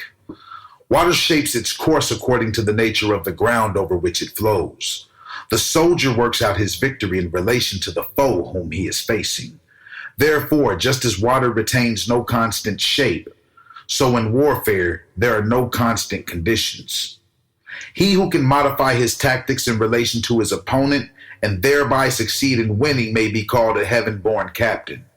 The 5 elements, water, fire, wood, metal, earth, are not always equally predominant. The 4 seasons make way for each other in turn. There are short days and long. The moon has its periods of waning and waxing. Chapter 14, Maneuvering. Sun Tzu said in war, the general receives his commands from the sovereign. Having collected an army and concentrated his forces, he must blend and harmonize the different elements thereof before pitching his camp. After that comes tactical maneuvering, than which there is nothing more difficult. The difficulty of tactical maneuvering consists in turning the devious into the direct and the misfortune into gain. Thus, to take a long and circuitous route after enticing the enemy out of the way, and those starting after him to contrive to reach the goal before him, shows knowledge of the artifice of deviation. Maneuvering with an army is advantageous, with an undisciplined multitude most dangerous. If you set a fully equipped army in march in order to snatch an advantage, the chances are that you will be too late. On the other hand, to detach a flying column for the purpose involves the sacrifice of its baggage and stores. Thus, if you order your men to roll up their buff coats and make forced marches without halting day or night, covering double the usual distance at a stretch, doing 100 li in order to wrest an advantage, the leaders of all your 3 divisions will fall into the hands of the enemy. The stronger men will be in front, the jaded ones will fall behind, and on this plan only 1/10 of your army will reach its destination. If you march 50 li in order to outmaneuver the enemy, you will lose the leader of your 1st division and only half your force will reach the goal. If you march 30 li with the same object, 2/3 of your army will arrive. We may take it then that an army without its baggage train is lost. Without provisions, it is lost. Without bases of supply, it is lost. We cannot enter into alliances until we are acquainted with the designs of our neighbors. We are not fit to lead an army on the march unless we are familiar with the face of the country, its mountains and forests, its pitfalls and precipices, its marshes and swamps. We shall be unable to turn natural advantage to account unless we make use of local guides. In war, practice dissimulation and you will succeed. Whether to concentrate or to divide your troops must be decided by circumstances. Let your rapidity be that of the wind, your compactness that of the forest. And raiding and plundering be like fire, and immovability like a mountain. Let your plans be dark and impenetrable as night, and when you move, fall like a thunderbolt. When you plunder a countryside, let the spoil be divided amongst your men. When you capture new territory, cut it up into allotments for the benefit of the soldiery. Ponder and deliberate before you make a move. He will conquer who has learnt this artifice of deviation. Start over. He will conquer who has learned the artifice of deviation. Such is the art of maneuvering. The Book of Army Management says, on the field of battle, the spoken word does not carry far enough. Hence the institution of gongs and drums. Nor can ordinary objects be seen clearly enough. Hence the institution of banners and flags. Gongs and drums, banners and flags are means whereby the ears and eyes of the host may be focused on one particular point. The host thus forming a single united body, is it impossible either for the brave to advance alone or for the cowardly to retreat alone. This is the art of handling large masses of men. In night fighting, then make much use of signal flares and drums, and in fighting by day, of flags and banners, as a means of influencing the ears and eyes of your enemy. A whole army may be robbed of its spirit. A commander-in-chief may be robbed of his presence of mind. Now a soldier's spirit is keenest in the morning. By noonday it has begun to flag, and in the evening his mind is bent only on returning to camp. A clever general therefore avoids an army when its spirit is keen, but attacks it when it is sluggish and inclined to return. This is the art of studying moods, disciplined and calm, to await the appearance of disorder and hubbub amongst the enemy. This is the art of retaining self-possession. To be near the goal while the enemy is still far from it. To wait at ease while the enemy is toiling and struggling. To be well fed while the enemy is famished. This is the art of husbanding one's strength. To refrain from intercepting an enemy whose banners are in perfect order. To refrain from attacking an army drawn up in calm and confident array. This is the art of studying circumstances. It is a military axiom not to advance uphill against the enemy, nor to oppose him when he comes downhill. Do not pursue an enemy who simulates flight. Do not attack soldiers whose temper is keen. Do not swallow bait offered by the enemy. Do not interfere with an army that is returning home. When you surround an army, leave an outlet free. Do not press a desperate foe too hard. Such is the art of warfare.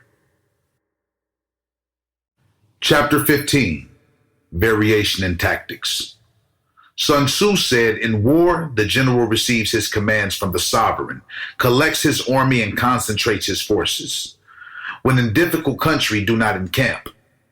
In country where high roads intersect, join hands with your allies. Do not linger in dangerously isolated positions. In hemmed-in situations, you must resort to stratagem. In desperate position, you must fight. There are roads which must not be followed, armies which must not be attacked, towns which must not be besieged, positions which must not be contested, commands of the sovereign which must not be obeyed. The general who thoroughly understands the advantages that accompany variation of tactics knows how to handle his troops. The general who does not understand these may be well acquainted with the configuration of the country, yet he will not be able to turn his knowledge to practical account. So the student of war who is unversed in the art of war varying his plans, even though he be acquainted with the 5 advantages, will fail to make the best use of his men. Hence in the wise leader's plans, considerations of advantage and of disadvantage will be blended together. If our expectation of advantage to be tempered in this way, we may succeed in accomplishing the essential part of our schemes. If, on the other hand, in the midst of difficulties, we are always ready to seize an advantage, we may extricate ourselves from misfortune. Reduce the hostile chiefs by inflicting damage on them, and make trouble for them, and keep them constantly engaged. Hold out spacious allurements, and make them rush to any given point. The art of war teaches us to rely not on the likelihood of the enemy's not coming, but on our own readiness to receive him. Not on the chance of his not attacking, but rather on the fact that we have made our position unassailable. There are 5 dangerous faults which may affect the general. 1. Recklessness, which leads to destruction. 2. Cowardice, which leads to capture. 3. A hasty temper, which can be provoked by insults. 4. A delicacy of honor, which is sensitive to shame. 5. Over-solicitude for his men, which exposes him to worry and trouble. These are the 5 besetting sins of a general, ruinous to the conduct of war. When an army is overthrown and its leader slain, the cause will surely be found among these 5 dangerous faults. Let them be a subject of meditation. Chapter 16. The Army on the March. Sun Tzu said, "We come now to the question of encamping the army and observing signs of the enemy. Pass quickly over mountains and keep in the neighborhood of valleys. Camp in high places facing the sun. Do not climb heights in order to fight.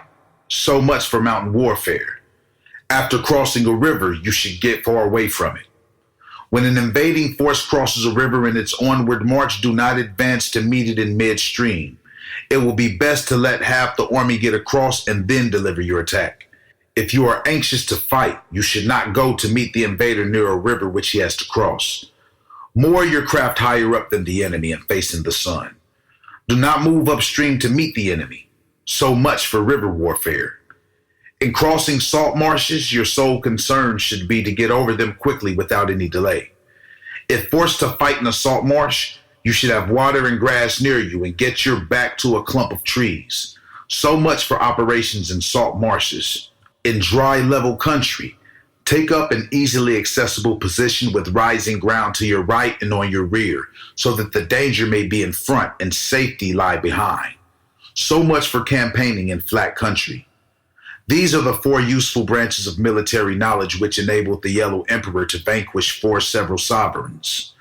All armies prefer high ground to low and sunny places to dark. If you are careful of your men and camp on hard ground, the army will be free from disease of every kind, and this will spell victory. When you come to a hill or a bank, occupy the sunny side with the slope on your right rear. Thus, you will at once act for the benefit of your soldiers and utilize the natural advantages of the ground. When, in consequence of heavy rains up country, a river which you wish to ford is swollen and flocked with foam, you must wait until it subsides. Country in which there are precipitous cliffs with torrents running between, deep natural hollows, confined spaces, tangled thickets, quagmires, and crevasses should be left with all possible speed and not approached. While we keep away from such places, we should get the enemy to approach them while we face them. We should let the enemy have them on his rear. If in the neighborhood of your camp there should be any hilly country, ponds surrounded by aquatic grass, hollow basins filled with reeds, or woods with thick undergrowth, they must carefully be routed out and searched, for these are places where men in ambush or insidious spies are likely to be lurking. When the enemy is close at hand and remains quiet, he is relying on the natural strength of his position. When he keeps aloof and tries to provoke a battle, he is anxious for the other side to advance. If his place of encampment is easy of access, he is tendering a bait. Movement among the trees of a forest shows that the enemy is advancing. The appearance of a number of screens in the midst of thick grass means that the enemy wants to make us suspicious. The rising of birds in their flight is the sign of an ambuscade. Startled beasts indicate that a sudden attack is coming. When there is dust rising in a high column, it is the sign of chariots advancing. When the dust is low but spread over a wide area, it betokens the approach of infantry. When it branches out in different directions, it shows that parties have been sent to collect firewood. A few clouds of dust moving to and fro signify that the army is encamping. Humble words and increased preparations are signs that the enemy is about to advance. Violent language and driving forward as if to the attack are signs that he will retreat. When the light chariots come out first and take up a position on the wings, it is a sign that the enemy is forming for battle. Peace proposals unaccompanied by a sworn covenant indicate a plot.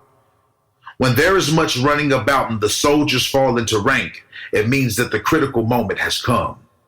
When some are seen advancing and some retreating, it is a lure. When the soldiers stand leaning on their spears, they are faint from want of food. If those who are sent to draw water begin by drinking themselves, the army is suffering from thirst. If the enemy sees an advantage to be gained and makes no effort to secure it, the soldiers are exhausted. If birds gather on any spot, it is unoccupied. Clamor by night betokens nervousness. If there is disturbance in the camp, the general's authority is weak. If the banners and flags are shifted about, sedition is afoot. If the officers are angry, it means that the men are weary. When an army feeds its horses with grains and kills its cattle for food, and when the men do not hang their cooking pots over the campfires, showing that they will not return to their tents, you may know that they are determined to fight to the death. The sight of men whispering together in small knots or speaking in subdued tones points to disaffection amongst the rank and file. Too frequent reward signifies that the enemy is at the end of his resources. Too many punishments betray a condition of dire distress. To begin by bluster, but afterwards to take fright at the enemy's numbers shows a supreme lack of intelligence. When envoys are sent with compliments in their mouths, it is a sign that the enemy wishes for a truce. If the enemy's troops march up angrily and remain facing ours for a long time without either joining battle or taking themselves off again, the situation is one that demands greater vigilance and circumspection. If our troops are no more in number than the enemy that is amply sufficient, it only means that no direct attack can be made. What we can do is simply to concentrate all our available strength, keep a close watch on the enemy, and obtain reinforcements. He who exercises no forethought but makes light of his opponents is sure to be captured by them. If soldiers are punished before they have grown attached to you, they will not prove submissive, and unless submissive, then will be practically useless. If, when the soldiers have become attached to you, punishments are not enforced, they will still be useless. Therefore, soldiers must be treated in the first instance with humanity, but kept under control by means of iron discipline. This is a certain road to victory. If in training, soldiers' commands are habitually enforced, the army will be well disciplined. If not, its discipline will be bad. If a general shows confidence in his men but always insists on his orders being obeyed, the gain will be mutual.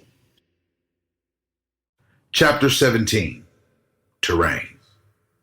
Sun Tzu said we may distinguish 6 kinds of terrain, to wit: 1. Accessible ground. 2. Entangling ground. 3. Temporizing ground. 4. Narrow passes. 5. Precipitous heights. 6. Positions at a great distance from the enemy. Ground which can be freely traversed by both sides is called accessible. With regard to ground of this nature, be before the enemy in occupying the raised and sunny spots, and carefully guard your line of supplies. Then you will be able to fight with advantage. Ground which can be abandoned but is hard to reoccupy is called entangling. From a position of this sort, if the enemy is unprepared, you may sally forth and defeat him. But if the enemy is prepared for your coming, and you fail to defeat him, then return, being impossible, disaster will ensue.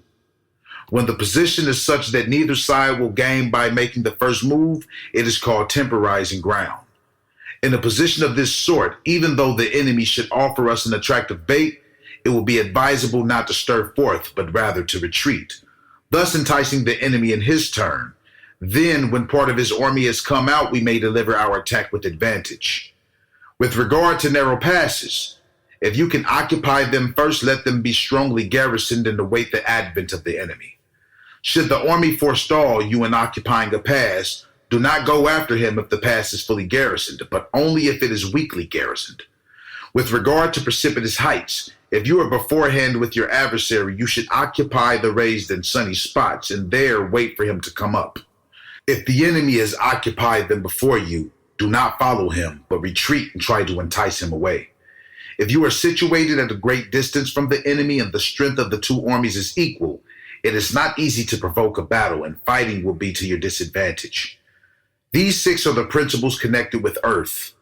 The general who has attained a responsible post must be careful to study them. Now an army is exposed to 6 several calamities, not arising from natural causes, but from faults for which the general is responsible. These are 1, flight, 2, insubordination, 3, collapse, 4, ruin, 5, disorganization, and 6, rout. Other conditions being equal, if one force is hurled against another 10 times its size, the result will be the flight of the former. When the common soldiers are too strong and their officers too weak, the result is insubordination. When the officers are too strong and the common soldiers too weak, the result is collapse. When the higher officers are angry and insubordinate, and on meeting, the enemy give battle on their own account from a feeling of resentment, before the commander-in-chief can tell whether or no he is in a position to fight, the result is ruin. When the general is weak and without authority, when his orders are not clear and distinct, when there are no fixes, duties assigned to officers and men, and the ranks are formed in a slovenly, haphazard manner, the result is utter disorganization. When a general unable to estimate the enemy's strength allows an inferior force to engage a larger one, or hurl a weak detachment against a powerful one, and neglects to place picked soldiers in the front rank, the result must be rout. These are 6 ways of courting defeat, which must be carefully noted by the general who has attained a responsible post. The natural formation of the country is the soldier's best ally, but a power of estimating the adversary, of controlling the forces of victory, and of shrewdly calculating difficulties, dangers, and distances constitutes the test of a great general. He who knows these things and in fighting puts his knowledge into practice will win his battles. He who knows them not, nor practices them, will surely be defeated. If fighting is sure to result in victory, then you must fight, even though the ruler forbid it. If fighting will not result in victory, then you must not fight, even at the ruler's bidding. The general who advances without coveting fame and retreats without fearing disgrace, whose only thought is to protect his country and do good service for his sovereign, is the jewel of the kingdom. Regard your soldiers as your children, and they will follow you into the deepest valleys. Look upon them as your own beloved sons, and they will stand by you even unto death. If, however, you are indulgent, but unable to make your authority felt, kind-hearted, but unable to enforce your commands, and incapable, moreover, of quelling disorder, then your soldiers must be likened to spoiled children. They are useless for any practical purpose. If we know that our own men are in a condition to attack but are unaware that the enemy is not open to attack, we have gone only halfway towards victory. If we know that the enemy is open to attack but are unaware that our own men are not in a condition to attack, we have gone only halfway towards victory. If we know that the enemy is open to attack and also know that our men are in a condition to attack but are unaware that the nature of the ground makes fighting impracticable, we have still gone only halfway towards victory. Hence the experienced soldier, once in motion, is never bewildered. Once he has broken camp, he is never at a loss. Hence the saying, if you know the enemy and know yourself, your victory will not stand in doubt. If you know heaven and know earth, you may make your victory complete. Chapter 18, The 9 Situations. Sun Tzu said the art of war recognizes 9 varieties of ground: dispersive ground, facile ground, contentious ground, open ground, ground of intersecting highways, serious ground, difficult ground, hemmed-in ground, and desperate ground. When a chieftain is fighting in his own territory, it is dispersive ground. When he has penetrated into hostile territory, but to no great distance, it is facile ground. Ground the possession of which imports great advantage to either side is contentious ground. Ground on which each side has liberty of movement is open ground. Ground which forms the key to 3 contiguous states, so that he who occupies it first has most of the empire at his command, is a ground of intersecting highways. When an army has penetrated into the heart of a hostile country, leaving a number of fortified cities in its rear, it is a serious ground. Mountain, forests, rugged steeps, marshes and fens, all country that is hard to traverse. This is difficult ground. Ground which reach through narrow gorges and from which we can only retire by tortuous paths, so that a small number of the enemy would suffice to crush a large body of our men. This is hemmed-in ground. Ground on which we can only be saved from destruction by fighting without delay is desperate ground. On dispersive ground, therefore, fight not. On facile ground, halt not. On contentious ground, attack not. On open ground, do not try to block the enemy's way. On the ground of intersecting highways, join hands with your allies. On serious ground, gather and plunder. In difficult ground, keep steadily on the march. On hemmed-in ground, resort to stratagem. On desperate ground, fight. Those who were called skillful leaders of old knew how to drive a wedge between the enemy's front and rear, to prevent cooperation between his large and small divisions, to hinder the good troops from rescuing the bad, the officers from rallying their men. When the enemy's men were united, they managed to keep them in disorder. When it was to their advantage, they made a forward move. When otherwise, they stopped still. If asked how to cope with the great host of the enemy in orderly array and on the point of marching to the attack, I should say begin by seizing something which your opponent holds dear. Then he will be amenable to your will. Rapidity is the essence of war. Take advantage of the enemy's unreadiness. Make your way by unexpected routes and attack unguarded spots. The following are the principles to be observed by an invading force. The further you penetrate into a country, the greater will be the solidarity of your troops, and thus the defenders will not prevail against you. Make forays in fertile country in order to supply your army with food. Carefully study the well-being of your men, and do not overtax them. Concentrate your enemy and hoard your strength. Keep your army continually on the move and devise unfathomable plans. Keep your soldiers into positions whence there is no escape, and they will prefer death to flight. If they will face death, there is nothing they may not achieve. Officers and men alike will put forth their uttermost strength. Soldiers, when in desperate straits, lose the sense of fear. If there is no place of refuge, they will stand firm. If they are in hostile country, they will show a stubborn front. If there is no help for it, they will fight hard. Thus, without waiting to be marshaled, the soldiers will be constantly on the qui vive. Without waiting to be asked, they will do your will. Without restrictions, they will be faithful. Without giving orders, they can be trusted. Prohibit the taking of omens, and do away with superstitious doubts. Then, until death itself comes, no calamity need be feared. If our soldiers are not overburdened with money, it is not because they have a distaste for riches. If their lives are not unduly long, it is not because they are disinclined to longevity. On the day they are ordered to battle, your soldiers may weep. Those sitting up bedewing their garments, and those lying down letting the tears run down their cheeks. But let them once be brought to bay, and they will display the courage of a Chu or a Kui. The skillful tactician may be likened to the Shuai-Jan. Now the Shuai-Jan is a snake that is found in the Chang Mountains. Strike at its head and you will be attacked by its tail. Strike at its tail and you will be attacked by its head. Strike at its middle and you will be attacked by head and tail both. Asked if an army can be made to imitate the Shuai-Jan, I should answer yes, for the men of Wu and the men of Yue are enemies. Yet if they are crossing a river in the same boat and are caught by a storm, they will come to each other's assistance just as the left hand helps the right. Hence, it is not enough to put one's trust in the tethering of horses and the burying of chariot wheels in the ground. The principle on which to manage an army is to set up one standard of courage which all must reach. How to make the best of both strong and weak? That is a question involving the proper use of ground. Thus, the skillful general conducts his army just as though he were leading a single man, willy-nilly by the hand.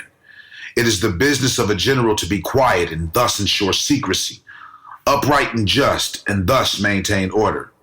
He must be able to mystify his officers and men by false reports and appearances, and thus keep them in total ignorance. By altering his arrangements and changing his plans, he keeps the enemy without definite knowledge. By shifting his camp and taking circuitous routes, he prevents the enemy from anticipating his purpose. At the critical moment, the leader of an army acts like one who has climbed up a height and then kicks away the ladder behind him. He carries his men deep into hostile territory before he shows his hand. He burns his boats and breaks his cooking pots. Like a shepherd driving a flock of sheep, he drives his men this way and that, and nothing knows whither he is going. To muster his host and bring it into danger, this may be termed the business of the general. The different measures suited to the 9 varieties of ground, the expediency of aggressive or defensive tactics, and the fundamental laws of human nature, these are the things that must most certainly be studied.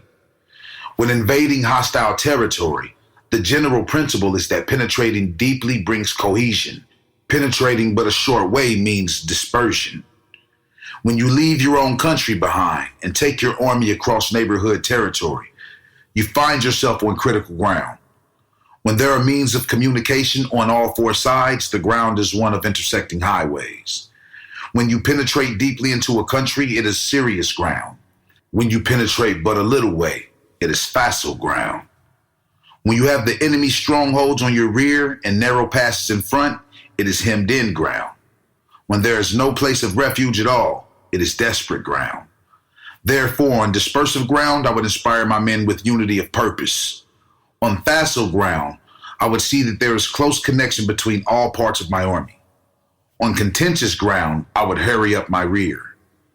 On open ground, I would keep a vigilant eye on my defenses. On ground of intersecting highways, I would consolidate my alliances.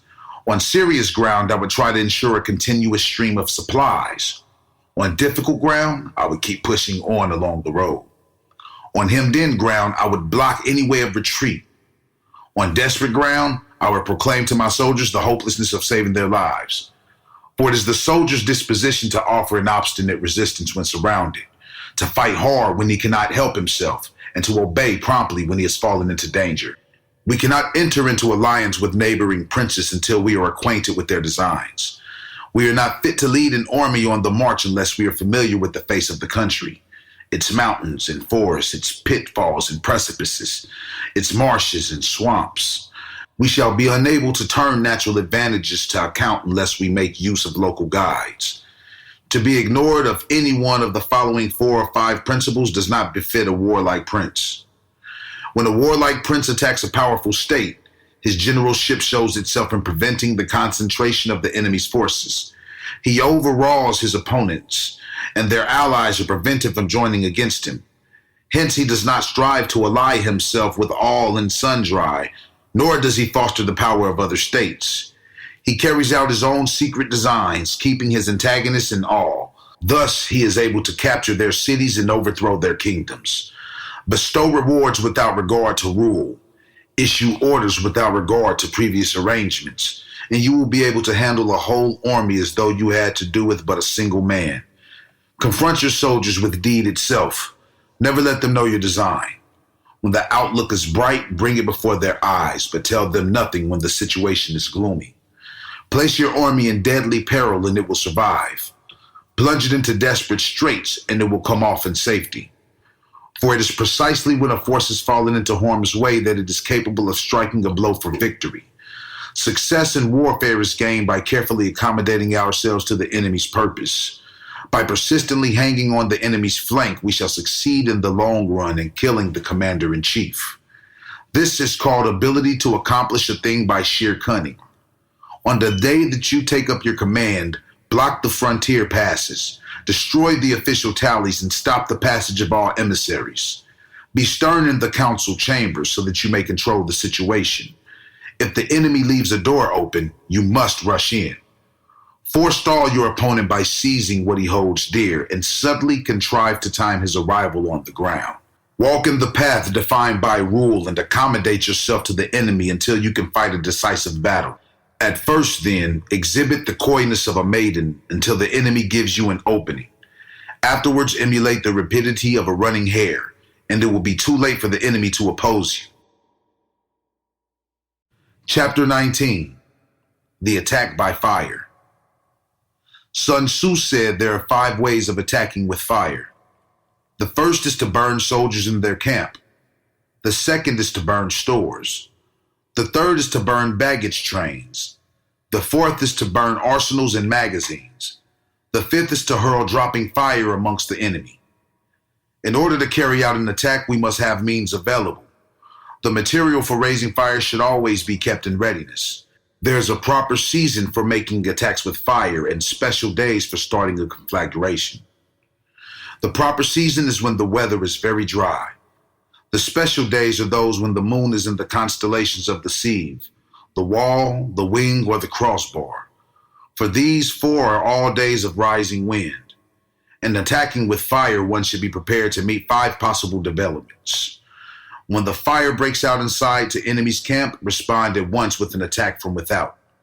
If there is an outbreak of fire but the enemy soldiers remain quiet, bide your time and do not attack. When the force of the flames has reached its height, follow it up with an attack. If that it is practical, if not, stay where you are. If it is possible to make an assault with fire from without, do not wait for it to break out within, but deliver your attack at a favorable moment. When you start a fire, be to windward of it. Do not attack from the leeward. A wind that rises in the daytime lasts long, but a night breeze soon falls. In every army, the 5 developments connected with fire must be known, the movements of the stars calculated, and the watch kept for the proper days. Hence, those who use fire as an aid to the attack show intelligence. Those who use water as an aid to the attack gain an accession of strength. By means of water, an enemy may be intercepted, but not be robbed of all his belongings. Unhappy is the fate of one who tries to win his battles and succeed in his attacks without cultivating the spirit of enterprise, for the result is a waste of time and general stagnation. Hence the saying, the enlightened ruler lays his plans well ahead. The good general cultivates his resources.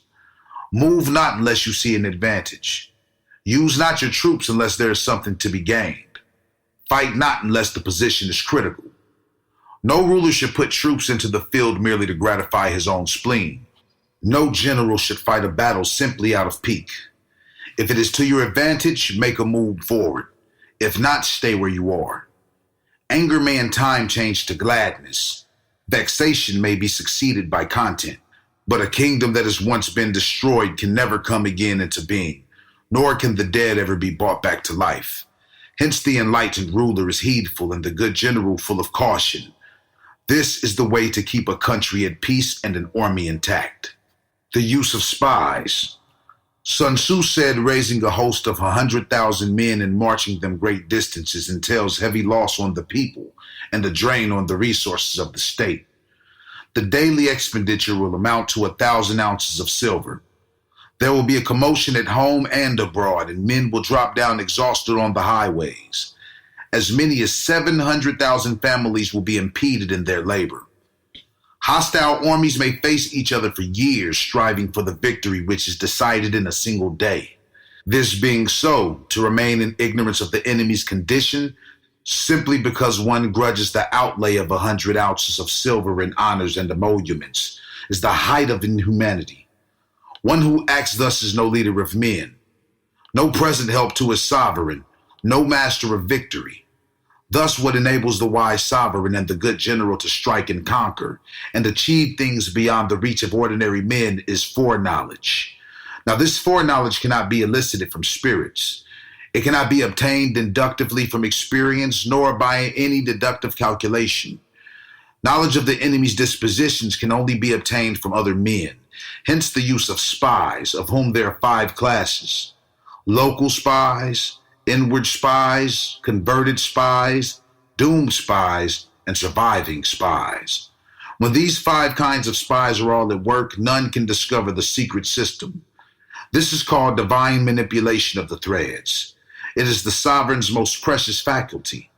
Having local spies means employing the services of the inhabitants of a district. Having inward spies, making use of officials of the enemy. Having converted spies, getting a hold of the enemy spies and using them for your own purposes. Having doomed spies, doing certain things openly for purposes of deception and allowing our spies to know of them and report them to the enemy. Surviving spies, finally, are those who bring back news from the enemy's camp. Hence, it is that which none in the whole army are more intimate relations to be maintained than with spies. None should be more liberally rewarded. In no other business should greater secrecy be preserved. Spies cannot be usefully employed without a certain intuitive sagacity. They cannot be properly managed without benevolence and straightforwardness. Without subtle ingenuity of mind, one cannot make certain of the truth of their reports. Be subtle, and use your spies for every kind of business. If a secret piece of news is divulged by a spy before the time is ripe, he must be put to death together with the man to whom the secret was told. Whether the object be to crush an army, to storm a city, or to assassinate an individual, it is always necessary to begin by finding out the names of the attendants, the aides de camp, and doorkeepers and sentries of the general in command. Our spies must be commissioned to ascertain these. The enemy's spies who have come to spy on us must be sought out, tempted with bribes, led away, and comfortably housed. Thus they will become converted spies and available for our service. It is through the information brought by the converted spy that we are able to acquire and employ local and inward spies. It is owing to his information, again, that we can cause the doomed spy to carry false tidings to the enemy. Lastly, it is by his information that the surviving spy can be used on appointed occasions. The end and aim of spying in all its 5 varieties is knowledge of the enemy, and this knowledge can only be derived in the first instance from the converted spy. Hence, it is essential that the converted spy be treated with the utmost liberality. Of old, the rise of the Yin dynasty was due to Ai Chi, who had served under the Xia. Likewise, the rise of the Zhou dynasty was due to the Liu Ya, who had served under the Yin. Hence, it is only the enlightened ruler and the wise general who will use the highest intelligence of the army for purposes of spying, and thereby they achieve great results. Spies are a most important element in water, because on them depends on an army's ability to move.